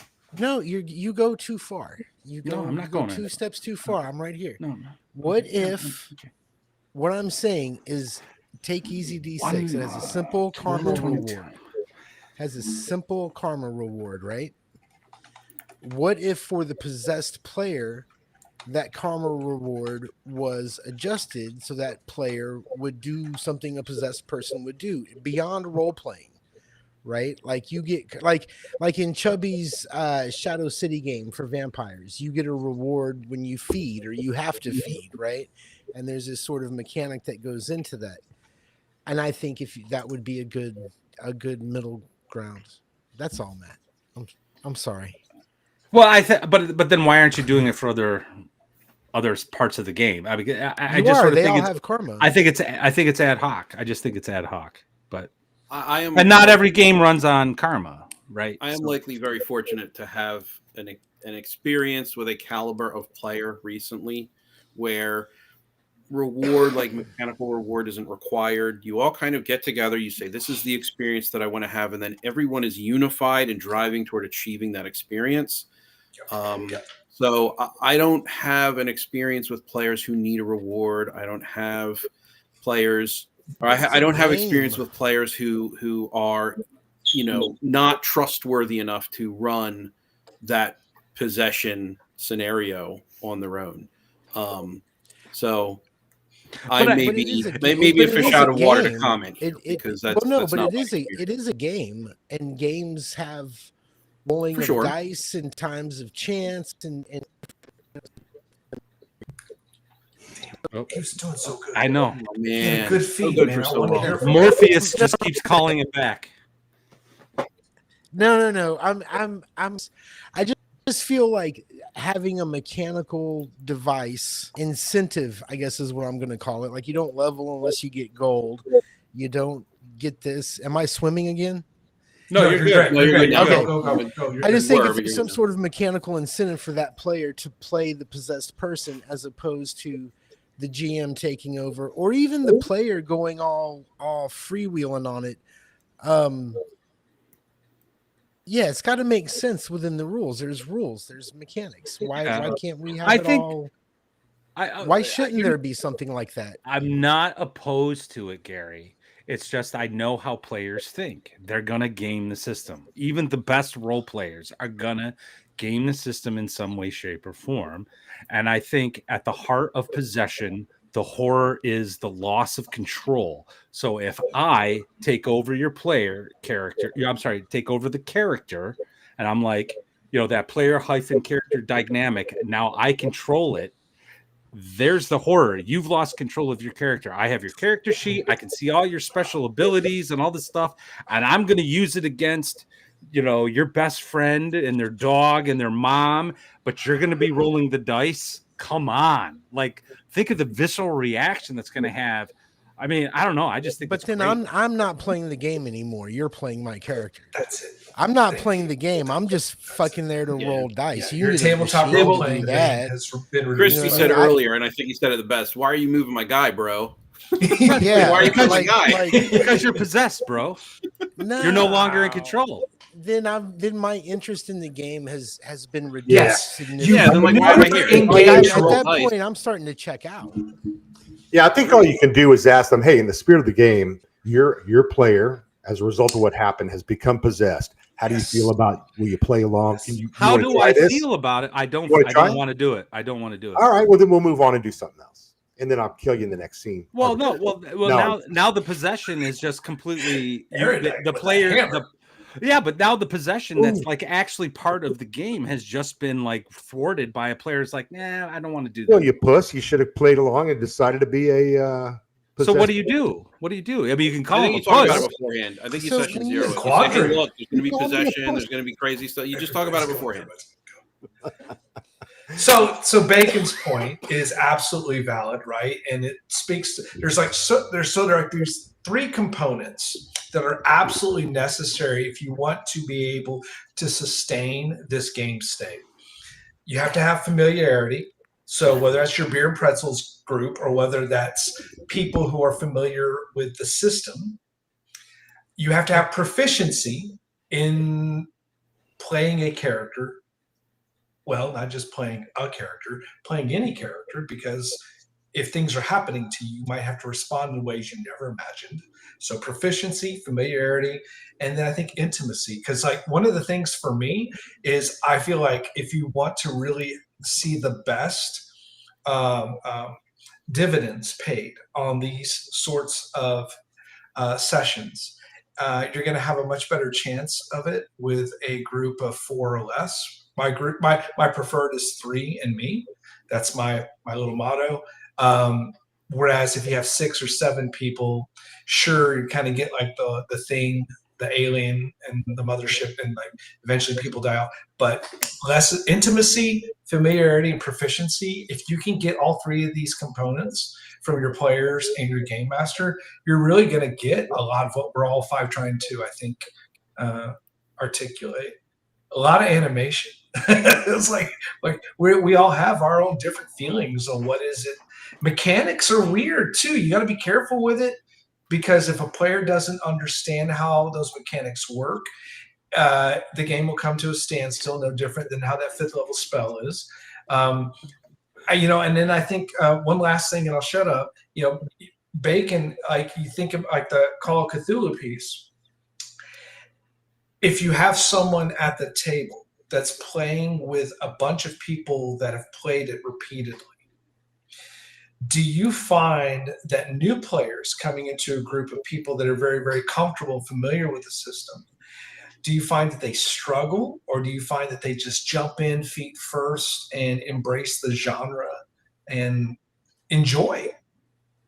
The loss of agency, that means different things. We'll get back to that because there was two different. But like when you see new people play with people that are veteran players, Bacon, do they seem to struggle with what, like the possession scenario? No, just horror and terror in general. Just the whole idea I of think this. horror is pretty universally received well, and I think like brand new role players they're kind of a joy to watch if they've never done it before and they don't have learned behaviors and they don't have 30 years of history with what they like, and they can just jump into a game. I don't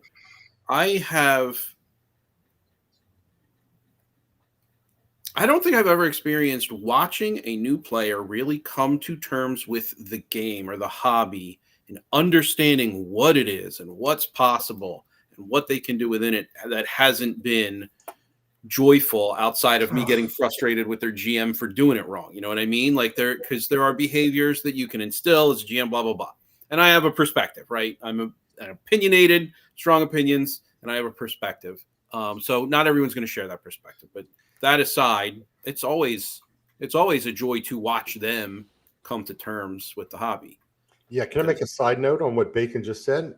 You know, I think because all of us are on YouTube all week and we do shows like this and we talk and we make our own videos, we continually forget that we are a tiny little microcosm of people in this hobby that give a crap about getting on YouTube and watching videos talking about the game that I play with my friends once a month.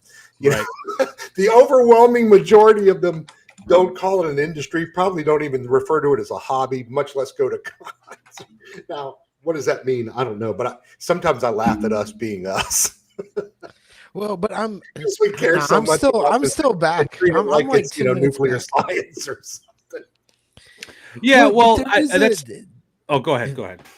No, I was just saying, like, I'm 10 minutes ago. You, Gary, if you're going to comb your eyebrows while we're talking. Sorry. The mustache is one thing, but the eyebrows is way over the. No, I'm not. I'm just. That's pretty horrific, right? No, I'm just fidgeting. Sorry. That's horror. That's horror. Yeah, I agree with you, Erudite. Like, I mean, a lot of the YouTuber stuff, and this is why, like, I appreciate the Ivory Tower. I appreciate this theoretical stuff because it does improve the game. It improves my game.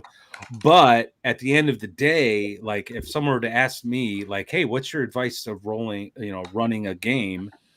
I'm going to think in terms of like what I think the average player is experiencing, and that's where I start because those are the people. Your casual gamer, the one who has no idea that there's this whole YouTube thing going on, the guy who does not know that Dragon Slayer by Greg Gillespie exists. The guy who is like sort of seen Alien RPG at the game store. That's the person I'm talking to, you know? Mm-hmm. And I can say like, oh, hey, there's these 4D guys or these Bro SR guys. I could talk about that and I could suggest it, but I'd rather talk to them on sort of like on their level to improve their game incrementally. Like, hey, this is something I think works in this particular situation, if you're doing that, so on and so forth. And that's why, like, oh, go ahead. I'm sorry. Go ahead. I was going to say, to your point, any of these rhetorical questions we're asking, you have to preface it with, am I talking about my regular group of people that have been playing for 40 years? Or am I talking about some newbies on a VTT that I'm on start playing and I don't really know them? Would I try something that, or is it a con situation? There's all these different situations, and it's all determined by the people you're playing. We all know this. I'm just stating the obvious. Sorry. Yeah. Well, I don't think all of us know this, but yes, I think those of us who are providing actual good practical advice do. And I think at the end of the day, that's what it is. Like I do play, and horror aside, like I do play this game for immersion. Like I want to sort of experience whether it's a swashbuckling fight with a pirate versus facing some chthonic horror in some tomb somewhere, to flying over a metropolis with my cape fluttering, with the sun and all that stuff. I want to experience that. But I also like the war game side, right? Like So I'm I don't know how to describe it other than I want to experience it all, because I think this hobby, broadly speaking, is like pretty freaking amazing, and there's something like it all sides can offer. I just think you run into trouble once you start saying this is how it should be done. I really Of do. course. You know what I mean? Of course. Yeah. So Pretty anyway, much right a lot, dude. And I have a question for Bacon. let's talk about your. No, I'm just kidding. Go ahead. Hey, Bacon, real quick on that top, you said role play. Let's say the demon that possesses. I told you I was 10 minutes ago. The demon that you're good, man. possesses Here we your go. character has motive, right? Yeah. Or has an intention, right? They're possessing that character because they want to accomplish a specific goal. In that case, would it be okay? You say you don't want a mechanic for that reward, right? Or you'd prefer not, or whatever. You don't need one. I think what I said was there doesn't need to be one. I don't. Right. There doesn't need to be one. Should the judge at that point tell that player what the motivation is for that demon and let the player work from there? That's a really, really good question. And I don't know if I have an answer for it in the moment, right? Like the perspective that I'm coming from is character immersion. You want to be in character as frequently as possible for as long as possible. And to do that, you want to remove all distraction. Getting into like prophecy and visions and dreams and possession, it's a really, really tough nut to crack with the perspective that I carry. Now, generally speaking, I will say, I don't mind if my senses are hijacked. Because Crispy says, I don't mind saying I'm right. We know, Crispy. We know. I've watched your channel. It's a good channel. Everyone should check it out. I generally, it is a great channel, and you should check it out. And thanks for hanging out, Crispy. But I don't mind if my senses are hijacked. Generally, there's two examples that I usually use. One's not crude. One's crude. I'll use the not crude one. If I'm sitting here talking to you and an airplane flies overhead, I can't not hear it. I have to hear the airplane. So if you're going to sit there as a GM and tell me I've heard something or I've seen something or I smell something, like I am perfectly okay with my senses being hijacked for that situation, because it's sort of a part of how we exist as humans. The only way that we can interact with the world is through sensory reception. And so, that's kind of a part of being a character in a shared imagined space, is that they need that sensory perception as well, as do I as the player, to get there. But like possession I don't know. I don't have a good answer. Is it okay for sometimes the GM to say, hey, I'm going to take your character over for a little bit? Like I really have a resistance. You're possessed. You're effing possessed. I really have a resistance to that. Look, the 4D guy says I don't know. I just want to point that out here. The 4D guy says he doesn't know. I get that I'm possessed. He should be the one defending your position. And he's like, I don't know. It's not me. No, I didn't say I don't know. I said it's a tough nut to crack. And that's another way of saying I don't know, Your Honor. I'm not possessed. The character is possessed. I rest my case. I rest my case. So, like, you want to take... What do you want to do? What do you want to You want to just have my character for a little while? Like, okay. Well, if as a 4D guy, no. Let's do this. Go home. Let's do this. I'm not going to sit here and roll dice for you. No. I get it. I get exactly what you're talking about. I do see that. But like, as a 4D guy, if I say, okay, you're now possessed by the Samara or whatever, the evil demon. Okay, cool. Let me do it. Okay, yes. And I tell you, this is what you're going to do now. No, are you going to do it? I think you set some parameters for him. You don't tell me that I'm possessed, and you can give me a drive or a motivation. Yeah, that's exactly what I'm talking about. You're not going to tell me how to get there, though. That's exactly what I'm talking about. You want, like, whatever the possession, like, let's say you're going to kill the rest of the party. That's the motivation. Okay. Yeah, I can do that. I don't think the average player is willing to do that. What if they are subject of a charm spell? We're saying possession. Yeah. Well, charm. That's fair, but charm has like limits. I think we really kind of summed all this up. I think Bacon said it is a tough nut to crack, and I just made a comment in the chat that I've never actually possessed a PC because it is So good. He was right there. Yeah, His he was wisdom is good. Talk about losing agency. It's about losing agency. You don't want to do You're it. back. Yes. You're back. I'm back. It is about Is losing my sound agency. going out? What the fuck? No, you're like It's just your connection. feed. It's It's your it's your feed. feed. Okay. Like I think what you were saying was that you don't typically run possessions, or you try to avoid them because of I've the never loss. done it. I've never done anything like that because I don't want to take control of someone else's character. Yeah, but it's part of the game though, right? Ghosts possess. It's in D&D, right? Demons possess. That's in like the lore of Western fucking history and religion. Like, why is this so controversial? You've been possessed. You've lost control. Because the PCs are the ones character has trying to lost fix control. the problem. Well, Right? And the problem is that somebody's it's a- possessed. Now, if I want to get into a big long thing about a PC being possessed, I already told you what I'm going to do. I'm going to work out some incentive for that player to act. This is just me, right? I'm gonna figure out some mechanical incentive or a countdown clock or something that motivates that character to do shit that maybe they don't want to do, like harm their characters.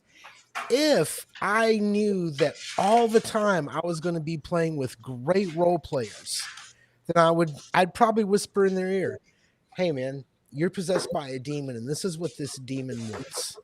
All right. Yes. And Give them a we're gonna go challenge. do- Give them a and we're gonna challenge. go do Give this them a thing. challenge. Yes. But for the average player, I am going to put a mechanic in there that so that they can play that and not feel horrible about the shit they're doing to the rest of the people they play with on a regular basis.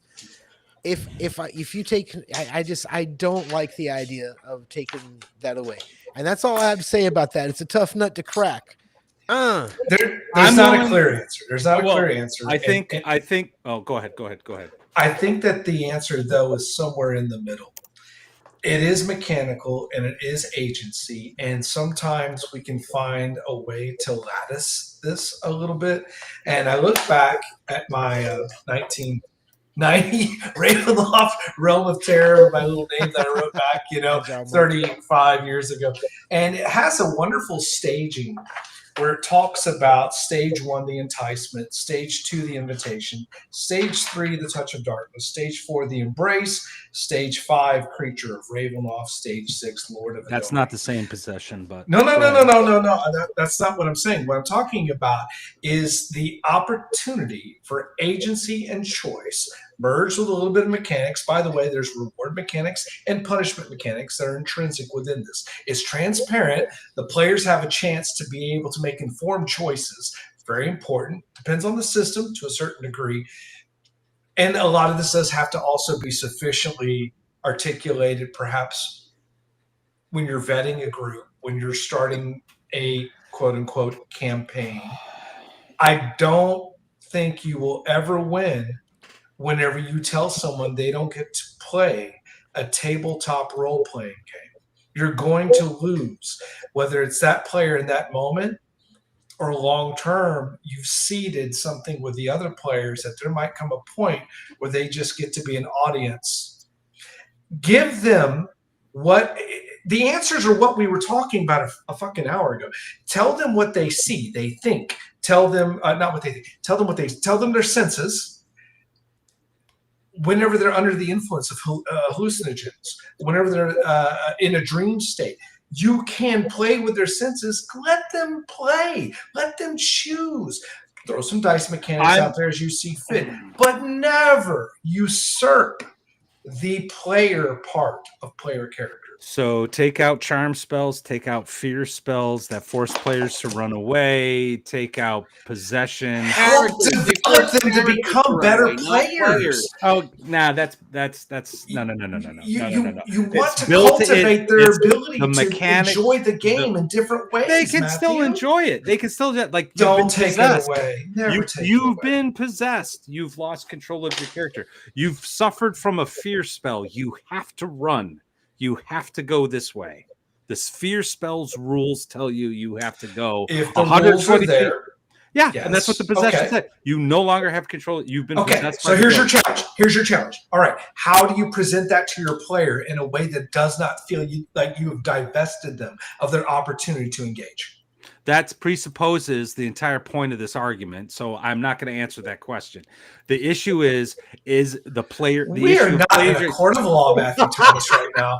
Fuck off. That Give wasn't me that an wasn't answer. that wasn't that wasn't a legal Oh, argument. That was lawyer. a logical argument. That was a logical argument, sir. That was a logical argument. My point is, I think horror is the loss of part of horror is the loss of control. Like, and if all of a sudden I no longer control The my characters character, or the players? the players. Like, you don't control your character anymore. Like, you cannot. I don't want to. Let me ask you this. Let me I ask don't you this. want to. What's the difference between me taking your character sheet? And I honestly, that's not literally what I'm arguing here, but let's just, for the sake of simplicity, what's the difference between me taking your character sheet and saying, okay, roll the dice now, versus, okay, you're possessed, dude. This is the motivation. Let me finish it. Let me finish this. Why would you do that to a player? Let me finish this. Why would you do that? Because they would know that. Just look at the history of like horror. You know when you're overcome. You've been possessed. This is your new motivation, and the player's like does something that like is clear, that is contrary to what the motivation is, and then you just say, no, actually you do this. What's the difference? There is no difference. There is no difference. They're possessed. They are possessed. And again, it goes back to, you guys are harping on this whole concept of, oh, I'm not going to have fun. No, like you, all of a sudden the players realize their friend is, their character is possessed. So now all of a sudden that becomes an objective for the group to solve. Like, we got to cast the spell. We got to do this. We got to do that. We got to do something. You're starting to blur the lines and the player. I'm not blurring the line. That's it's part just, of.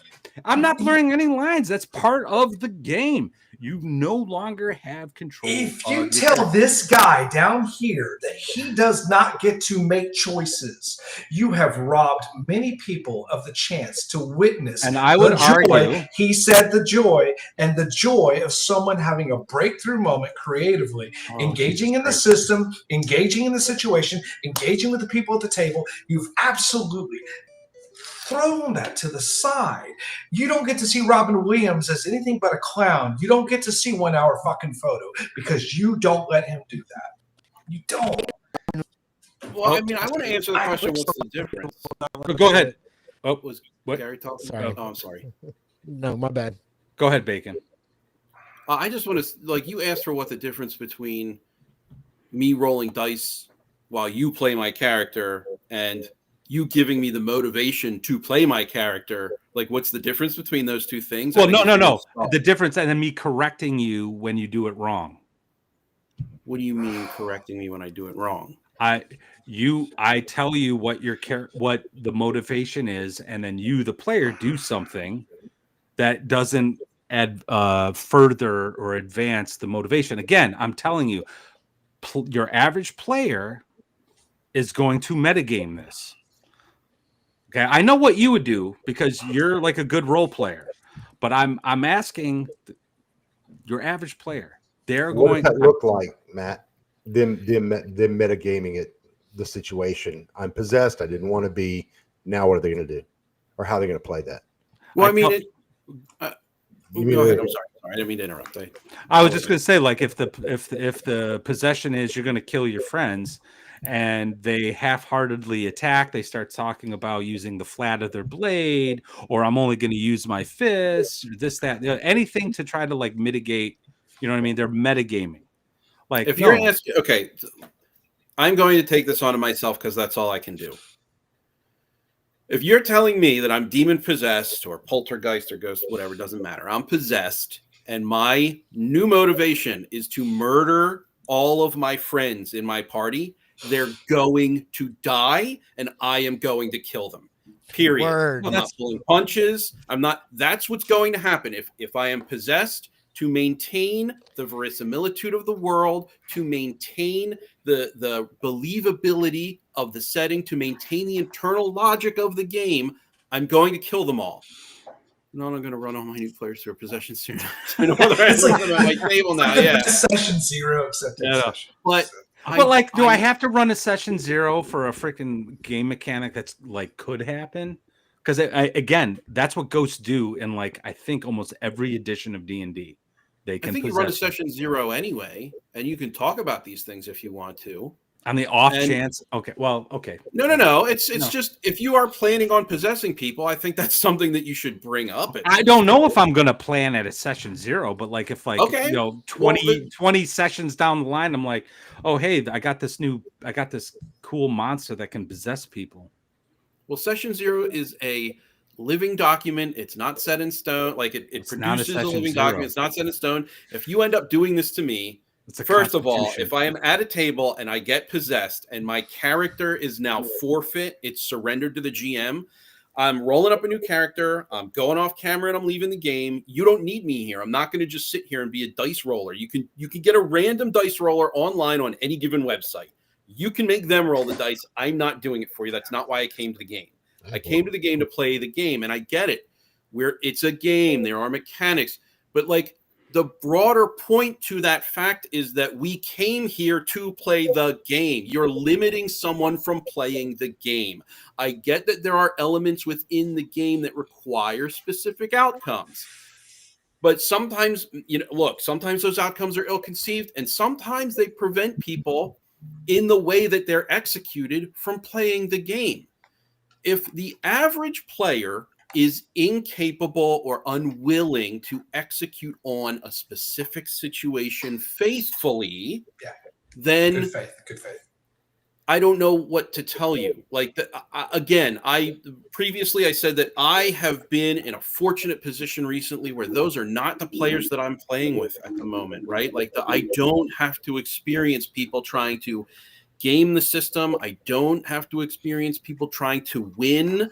We're all there to play the game, to experience role playing, and it's been absolutely fantastic. Look, some questions are hard to answer, right? The possession question is hard. It's a hard question to answer. But I don't think the answer is ever reasonably make me not play the game. But are you not playing the game? If you are taking my character from me, then I am not playing the game. Are you not playing the game? You failed a fear save, and you're forced to run. You're forced to run your maximum speed, whatever the mechanic is. You're charmed. You're forced to treat this NPC as a friend. You're forced to do this, that, and the other thing. Sure. I don't know. I think it's perfectly consistent with the game mechanics. How many rounds am I possessed? You have to rely That's on a great me. question. That's a great question. Let's say it's 4 rounds. During those 4 rounds, you're just rolling dice. And then I start making a wisdom check to see if I'm unpossessed. Maybe that's part of the game. I'm just speaking generally here. I mean, I'm not looking at a particular system. I'm just thinking beyond it because we came up with an initial question, but then we stopped and argued about that. But it's like, well, in a real game, you'd be going, oh, okay, here's some other conditions that are going to be attached to this, or at least you'd assume them. I mean, among us who play a lot, I don't know, in another game we might just... I've never had this come up in a game. Not once. Never fucking once have I had to have this conversation. And this goes to what Erudite was saying earlier. We take this shit much too seriously. And honestly, the person, we have nothing else to do on Friday night. Do not. That's true. That's true. Hey, Matt, I'm gonna say right now, I understand your thinking, but I think sometimes you keep people around you who you like and whose opinion you trust. And I would say that you might want to give some thought to the fact that you're the only one that agrees with you right now. You know what I mean? Like even in chat, even in chat. Shadow Dark. Yeah, kind of like when Gary didn't like Shadow Dark. All piled on him that weekend. Yeah, I like Shadow, but all I'm saying is that it's not. I don't. Your opinion on this is not popular. And that's fine, Gary. I'm not concerned with popularity. Really think about it before. I know, but what I would say is just take into account these things. Gary, I posited it as a suggestion. All right. I thought you said it was what you were doing in your game. I mentioned it. I mentioned it as like an option to think about. Oh, my bad. I thought you were like, I'm doing it. You can't No. stop me. No, I mean I do have possession. There is possession, and I just said like, hey, consider this as an option. You know, I've done it before where I'm just like, okay, dude. Oh, I know you guys hate it, but again, I also have my in-person gaming crew who has no idea who RPG Pundit is, for example, who has no idea what the online community is, for example. They are just D&D game players, and they're just like, oh, okay, what's happening? And they're like, oh my god, this sucks. And they're just rolling dice. I'm sorry, dude. I'm attacking you. That's their reaction. I'm attacking you. I'm possessed. And then they figure, that they make their save later on, the ghost dissipates, whatever, blah, blah, blah. And during that moment, like, it's just sort of like this thing. So I don't know. I just posit it. No, I see what people are saying, but again, I think every single one of us here and most of the people in chat, maybe all, I don't know. I just don't think they're the average gamer, especially when we start talking about 4D guys and others. I think you're right. I think that when I admitted previously that I am in a fortunate position with the players that I get to play games with. And so I am probably not the best person to ask this question. Yeah. But you wanted my answer. I gave you an answer. I accept your answer. I do accept your position too. I don't want you to think that I don't accept your position. I am likewise convinced that there are players out there who will go, oh, that's the thing that I'm supposed to do. Sure, go for it. 4 rounds, no big deal. Like, there are players out there who will do that. Cool.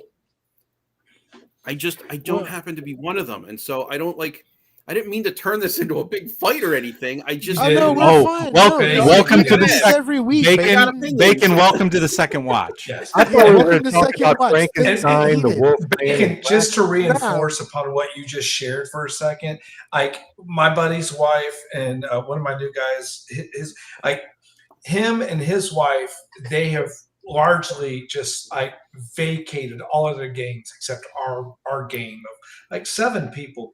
But it absolutely is a situation where they are average gamers at most. They are the filthy casuals. My wife is included in this. And if you give them an assignment, they will do everything they can to fulfill the assignment. All you got to do is just tell them what you need. So I think it's short selling the new gen players. If I ask my niece, all of 14 years old, that I'm like, hey, this just happened to you. And when I run a game for her, she's going to be like, okay, I'm going to do this now. And you just got to give them a chance. Leave the door open. Now, look, yes, there are some people that game the systems. And we've talked a lot and probably veered a little bit too much. And it's probably my fault into lots of agency discussions like stunned states and unconscious states. And like the idea, though, of what provokes the emotion that we're trying to personify collaboratively and such. It can be mechanical. Matt, it doesn't surprise me, by the way, that you are so deeply vested into the mechanical aspects. It's who you are. The technical piece is why you're so good at really understanding the framework and chassis and then layering muscle and skin upon it. But then there just comes a point where we got to remember that our players, maybe they're not all as wonderfully proficient as Bacon, but man, oh man, if you have someone like him, just the ratio of 1 out of 4, and you know that person's at the table, and maybe this is a technique, and we all do it, when we have someone that we know is vested and immersed, back to the thing from an hour ago, you let them show what it looks like. They show what it looks like, and then other players are like, oh shit, the GM's kind of rewarding this thing. This thing is happening. I want in, but I apologize if I was prickly. I just get defensive. Look, number one, guys. And I know we're all trying to be lovey-dovey and not hurt everyone's feelings. I get yelled at on a day. I get yelled at 8 hours a day by judges, opposing counsel. Y'all tell me I love my players too much. I'm fine with people disagreeing with me. But I don't know. Like I said, I just think it's an interesting topic. Like, how do you handle possession? I don't know. I think that might be interesting to see how it works. Hey, what are scary Obviously, monsters you would in your fucking games? hate it.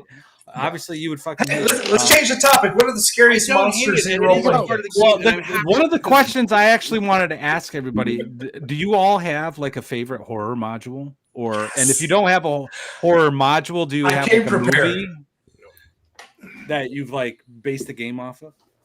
I'm changing the topic. We haven't heard from Erudite nearly enough this Nice. show. Erudite, do you have a Yeah. fave? Do you have a memorable? No, I really don't. But remember, Brian, I stopped playing at 86 and started again like 2.5 years ago. So Are you kidding me? no, there's a whole swath of my life where, I was doing war games, Napoleonic war games in the 90s, and then I don't know what I was doing from Welcome turn back, of the brother. century. So anyway, yeah, Welcome 2-3 back. years ago I got back into it. So there's like when you guys start talking about and 4E and all these, Eric Tankar type arguments over old D&D systems, I'm like, man, Welcome back. yeah. Do you have a formative experience from when you first played that kind of stuck out to you as something that was kind of scary or cool or that was immersive? And No, like, I mean, wow. when I played before, I started playing in 78 or so, so I was like in junior high and then played through high school and into college. And I really didn't like most of the TSR modules that they had when they were still modules, right, that were out there then. So we typically homebrewed a lot of our stuff. And I realized that I'm not, all these years later, I'm not the same. I don't play the game the same way or view the game the same way because I have 35 years of world experience and reading and film and all these other things that add into the game. So, I hear people have these Curse of Strahd arguments, and I'm like, well, I got Bram Stoker sitting. I never really wanted to play it because I'm like, I know what Dracula is. I get it. I know what's going to happen. Now I'm probably making that very simplified because I'm sure it's a very popular adventure, and everybody plays it. So I don't know. I'd be more tempted to write my own vampire thing. Don't tell Chuck. It just wouldn't be set in New York in the 90s or whatever. Gary, your feed looks to be pretty strong. Is there a favorite adventure or session or something that really kind of that you drew upon? No, I'm not. I'm not a. I tried.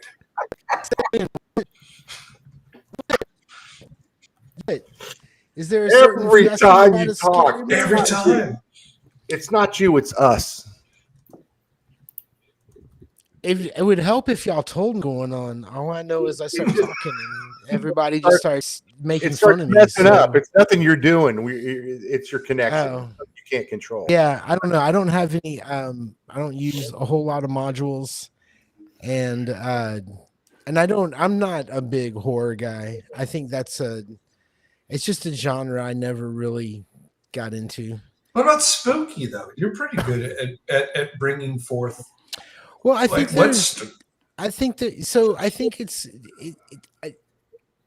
it's like making an entire genre out of one beat, right? It's like house music.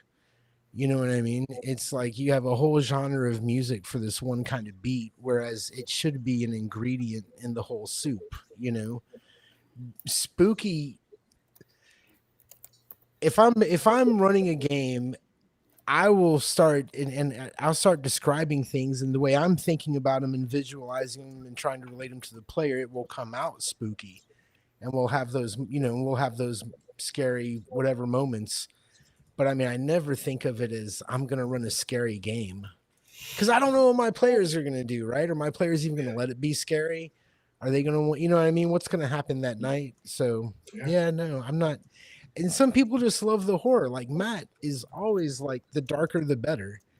They're going to be prone to run those kind of games, and I'm just, that's just not me. I like bright colors, and I like the pirate swinging from the rope from one ship to another. You have a Southern Gothic tint, though, a little bit. Well, there's a theme to that game, though. That game is. Here's the thing. That game takes place where I grew up, and in the daytime, you couldn't have lived in a better place. And maybe you guys didn't notice that, but in the daytime, nothing ever happened to y'all. Nothing but good stuff. You know what I mean? Isaac's character got laid. You were doing, I mean, nothing but good things happen during the day. But nighttime is where I grew up and how I would see things as a kid. So I have those like dark childhood kind of like, this place always reminded me of this or what have you. So it's that setting is kind of built on that.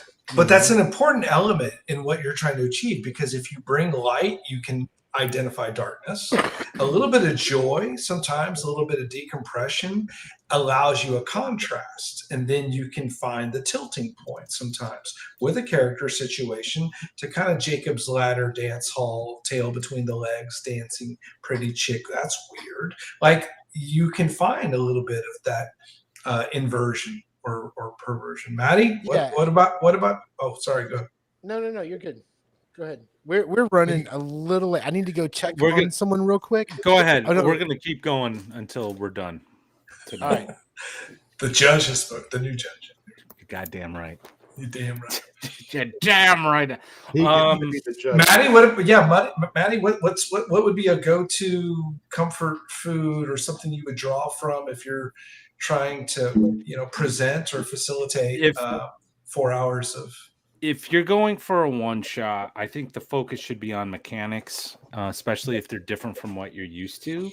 So if you're playing like OSC, some OSR game, you're playing Call of Cthulhu, which is already horror. It's cosmic horror, right? I would recommend something like Alien RPG. The mechanics are fantastic. I love the stress mechanic. I literally have seen my players, the more dice that they're forced to roll because of their stress, like there's a physical thing that happens to the players. And like I said, I'm looking for that. I want my players to really feel it, right? So I recommend that. If, however, you're like Erudite or Bacon, who are apparently these enlightened horror dudes who are just constantly terrified, my recommendation would be, if you have an ongoing campaign and you want to slip something in, and I know I'm a shill for Lamentations, but look at Lamentations of the Flame Princess. There is a wide variety. Lamentations is heavy metal, but there's all kinds of subgenres. Like you can find all kinds of cool things to run and slip into your game. That's what I've been doing with Gods of the Forbidden North. One adventure in particular is by Kelvin Green called Forgive Us. The physical copy is no longer available, but you can find it on Drive-Thru RPG for a PDF. It's based off of The Thing, John Carpenter's Thing, but it's all centered around a thieves guild that picks up something that they shouldn't have, right? And your characters go into the thieves guild to figure out what the hell happened, and then they face off with some crazy shit. Another classic for Lamentations of the Flame Princess is James Radji's Death Frost Doom. Forgive Us by Kelvin Green. Death Frost Doom by James Radji is a classic. It's what started Lamentations of the Flame Princess. It's a cult on the top of a frozen mountain that leads you into a dungeon. There's a timer that's totally puts all this pressure on the players while they're exploring this thing. And then they are confronted with a horrific choice that will alter your campaign forever. If you're looking for something more story gamey, I recommend Free League's Vossen. It's also a little bit more. God, I know I want to get a Vossen game going so bad, but it's a little bit more like gothic horror. But it's a dice pool system. Same thing with like Alien RPG. It's the same company. I really like it. So if you're looking for a one shot Alien RPG, if you're looking to incorporate something with your OSR games, look to Lamentations of the Flame Princess. You will not be disappointed. Go. Whoever's next. I don't know. Cloaker, you were running this. Go ahead. Yeah. No, well, I mean, first off, I'm surprised it took us 2 hours and 8 minutes to get to the alien mechanic. I'm not surprised. Because it does have that thing that the gamers can latch onto and understand and have. It's almost like a dread mechanic, right? When you know you have that dice pool and that's going to affect the outcome. And that's what makes it the game part of the tabletop role playing game. So Bacon. Sorry, go ahead. No, I was just gonna say what I always say about the alien mechanic. It's where the rubber meets the road. Like, it's a game mechanic, but by virtue of the mechanic's existence, players are experiencing anxiety. Versus, all due respect to Sandy Peterson, love the guy, met him a couple times. Sanity hit points, I think, take you out of immersion. Whereas I just do. But anyway, go ahead. Bacon, as a consummate player who's willing to invest and give every hour, minute at the table to maximize your enjoyment and to portray what the game can look like and feel like for players new and alike. What are your memorable touchstones? What do you? Movies or games? I can do both. Within games, like role-playing games, in particular, any particular that you remember or enjoy that just were formative? Yeah, I'm going to agree with Lord Mattias. I think Alien is excellent. I think that their being counting toward your doom is a very strong tactile mechanic. Every time I add one of those yellow die to my pool, I know that I am adding a potential failure, and it becomes overwhelming. It's exciting. It is anxiety inducing. I have found myself sweating at an alien table before because of how many dice I had to roll in any given moment. So it's a very, very effective mechanical way to elicit these types of emotions at the table in the player, not necessarily the character. Character doesn't know you're rolling dice. I am rolling the dice, and that sets me on edge. Wow. So I think that Alien is particularly effective. I quite like that system. And look, I'll leave it at that. But that was kind of almost like a treaty or an accord in the terms of the system of play like that.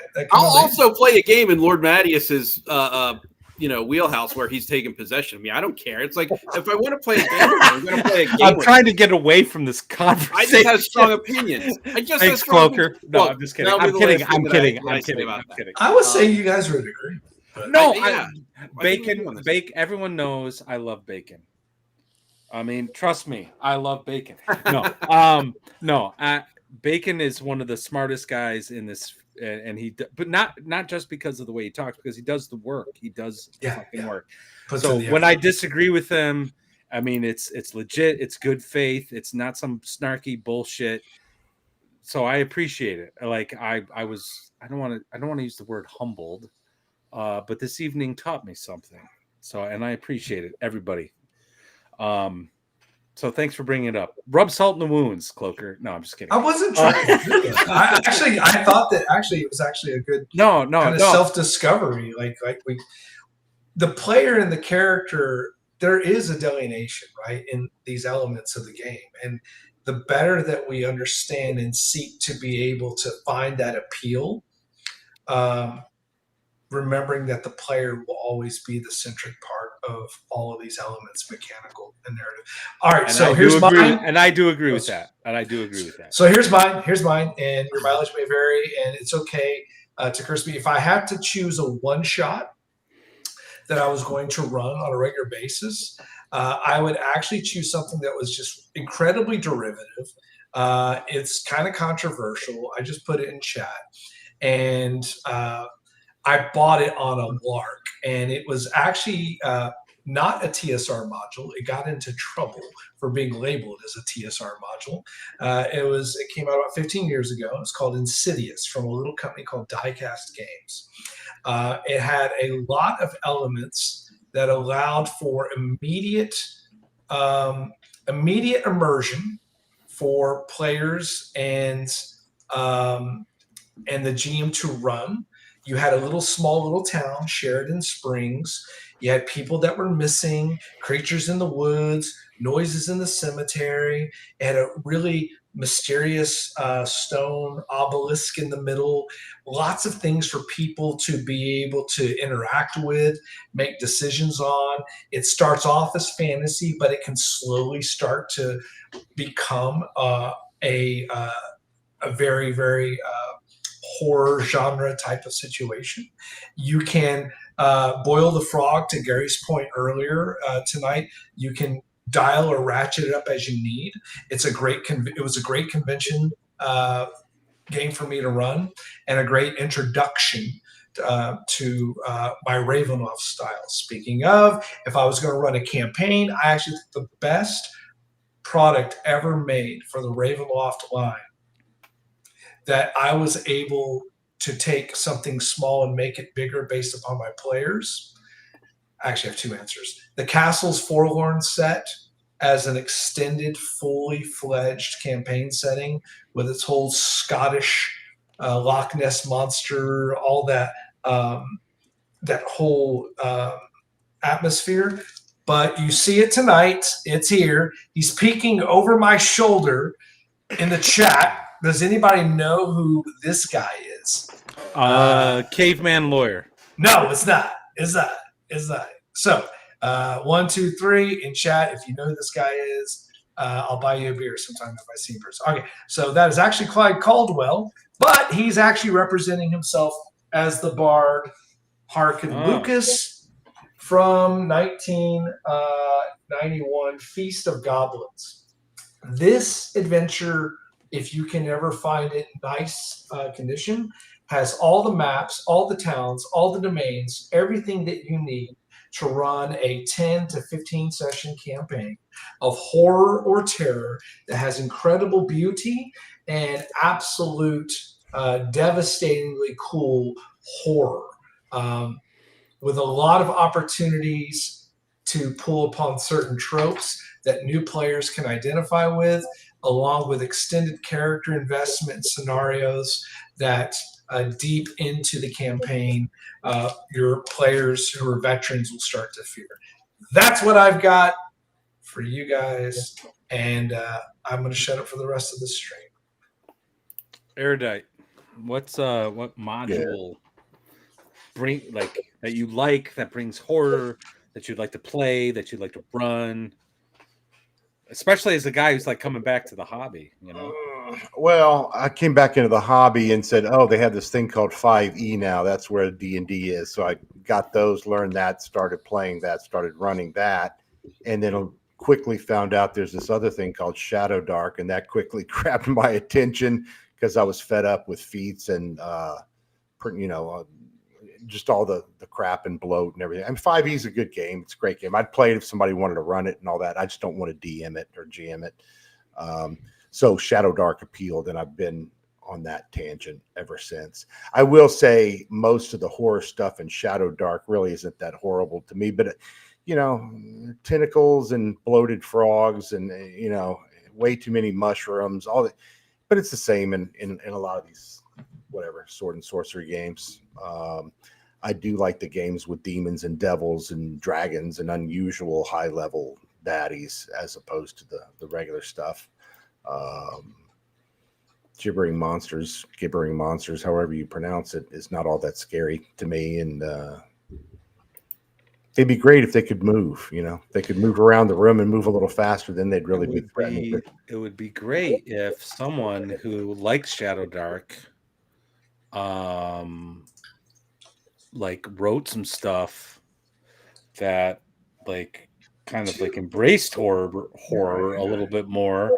I don't know, this guy. No, I actually agree with you. What Shadow Dark has this implied horror in it. Mm-hmm. This is what's brilliant with what Kelsey did with the torch timer. If you're a player and you're watching the timer tick down, that creates anxiety, and things get harder when the lights go out. But other than that, it's just BXD&D with a D20 algorithm, taking infravision or dark vision off the table. Yeah. Except for the monsters. So it doesn't matter. And I know there's a lot of people, it's mainly a dungeon delving game. Well, there's a lot of time spent on dungeon delving in the core rulebook. That's true. But there are, unlike Gary may not agree, there are all these other outdoor adventures you can do and mountain adventures and art, desert, and all these other settings. And there's darkness in those settings too, even when you're not down a dungeon. And the lighting the implied threat of losing light applies in all those situations as well, or even on a moonless night. Yeah. I don't know. There's a lot of subtlety that I think people are missing with what Kelsey's done, and but yeah, I agree with you. I mean, I like to play lots of games. I said I played Mythic Bastion Land. I like DCD6. I might play Star Wars with Gary one week. Would dig that back up. I like to play different games and learn stuff from them, and I have a lot of, as I said, catching up to do.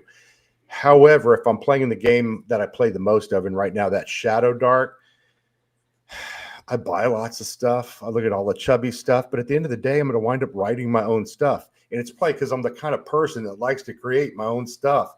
That is playing to me is creating my own games. What I'm learning is the ones I put in my zine, which I only have the first 2 out, you guys probably know, working on the 3rd and the 4th. It's an old editorial problem for all writers, right? Too much stuff, too much, what to throw away, edit yourself, kill your own puppies. It's very hard to do. So I don't know where that leaves us. Well, I congratulate you on keeping me up this late. Yeah, well, I was just going to say, in light of saying goodnight to Judd, one of our stalwarts, I think it's time to wrap things up. Everyone knows the Second Watch is here every Friday nights. Like I said, I'm working on something called The Living Darkness. It's going to be hopefully ready by November. You'll all hear about it because I'm really excited about it. But the thing that Gary and I are going to do tomorrow night, and we hope to see you here. It's going to be on YouTube. It's going to be on X, and I'm experimenting with Facebook because I have a thing called Gaming with Lord Mattias on Facebook. So if you're on Facebook, please go check that out. We are going to be doing a Halloween one-shot, actual play. Rob Alderman of Gods of the Forbidden North is actually running the game. He's the game master. We're going to be using the Walking Dead RPG as the game system. It's going to be Gary, myself, Chubby Funster, and Greg Gillespie will be joining us, and we're going to run a one-shot Halloween. We hope to see you in chat. We probably won't be talking to you because we'll be too busy playing, but we hope to see you. That's happening tomorrow night, 8:00 Eastern Standard Time. And then next week, we'll have the wretched crew of the Red Room. Hopefully Miguel will be here because it's like 3:00 in the morning for him, but we'll see. But yeah, so that's what we're doing. Erudite. Yes. Shill your channel and some of the stuff you've done.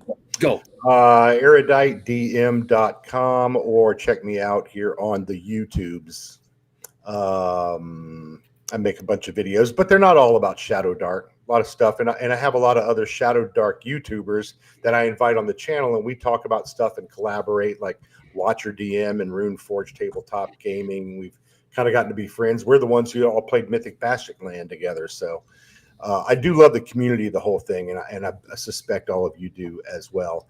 So I write a zine, and I was busy at the first of the year. Then I started doing this, and now I've really bogged down. So hopefully I'll get 1 or 2 more out before the end of the year.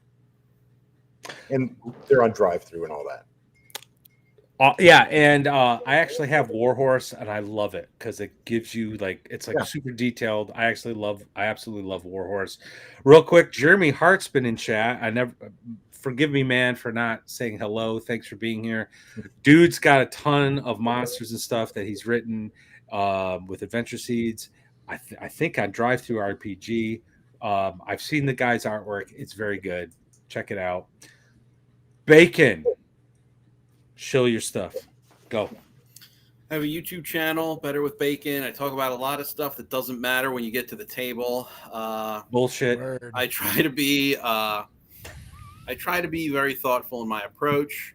Try to sit down and dissect a lot of what goes on in the hobby with regard to the game itself and play and attitudes and philosophies and that whole thing. It's my thing. That's really all I've got, though. I don't have much else. Okay, I like Bacon's channel because he makes me think. So and I think he'll make you think. So please check out his channel. Brian, Gary, any last words? That's morbid. Last thoughts. Is Gary's lead okay? Yeah, Well, you said something, so now it's going to get fucked up. I said go. Oh. And it did. Okay, go ahead. Well, I just first off, great discussion. Just a lot of takeaways, a lot of things that I get to continue to integrate into my games. About shared information and pressure, and less is more escalation, being evocative, the power of silence, countdown. Just so much good stuff. That's what I always get from these discussions with you guys, and it was an absolute joy to meet a player so invested in playing. Bacon, you're my spirit animal player. You are, man. I love the perspective because your feedback is not wasted tonight. It helps me continue. I've got a lot of about 12 to 14 people that I prep and spend a lot of time running games for, and you help feed their experiences. Thank you so much for your feedback tonight. Well, thank you kindly. I appreciate that. And I will not count my role-playing game career ended until I play in a DM Cloaker game and until I get possessed by Lord Mattius for at least 4 rounds. Oh, yes! That was a bucket list. There you yes! go. We did it. Yeah. We did it. I can't have very a exciting disagreement time. like that publicly and then not turn around and say, look, man, I just want to play with you. So if you're going to possess me, possess me. I have strong opinions, but I just want to play the game with you. You know, I just want to play the it's game. the trust thing, right? But we have trust, and that's what really makes these sort of topics and the atmospheres. Anyway, I never had on my bingo card tonight that Maddie and I were going to be like jousting. Not like that. But it was good dialogue. It was good dialogue. It was good stuff. And it always goes back to remembering role-playing game, tabletop, role-playing game, tabletop. And somewhere in between, we've tried to find the conduit that makes these experiences good. Gary, I'm so sorry that your feed has been underwater tonight because your game of that whole Luna piece, I think, has actually been one of my most enjoyable experiences as a rare player. And I think you had a lot of stuff to offer tonight. And I feel bad that the tech gods. Anyway, but a great discussion tonight. Thank you guys for inviting me back. Chat's been great. You guys, as always, we love you. Thank you. Gary, last words. Me? Final words. Can you hear me? Is my mic working? Am I you freezing up? Your Morpheus has not called you to the real world yet. All right. I don't have anything to offer to end this. Thanks for being here. It's great. I don't give 2 shits about Halloween. I don't watch horror movies. If my players get creeped out, it's totally fucking by accident. Or I'm getting creeped out describing something. The only advice I'd give is if you want to scare your players as a GM, you've got to get into your own head too. You've got to get into your imagination. And when you describe these things, it's not just about checking off the boxes of the 5 senses. It's about sort of transferring this feeling that you have through words and motion and facial expression, and then using the NPCs. No. But get in your own head, use your imagination, and don't be embarrassed to try something new about explaining things. So that's it. All right. Well, ladies and gentlemen, as always, thank you for joining us. Chat's been great. I Erudite, Bacon, love having you on. As always. Still? I'm kidding. We're done. We're out. I know. We're going. I know. Roll the goddamn music. Free James Brown. Next month we can talk about what Thanksgiving games we like to play. Love it. Pilgrims. How many turkeys did you kill in your last campaign? Yeah, did you possess the turkey? That kind of thing. I'm not going to live this down, am I? The Christmas, the Groundhog Day, I'm going to possess Arbor Day games. I am going to possess all of you. Okay. Anybody. All right. Holiday one-shots sometimes. You know what? I love you guys. I see y'all next week. Bye-bye. Jackass. You're fired. You're fired. Okay. No, I'm just kidding. Bedroom. All right, guys, have a great weekend. And our watch has ended. Goodbye. Sleep well.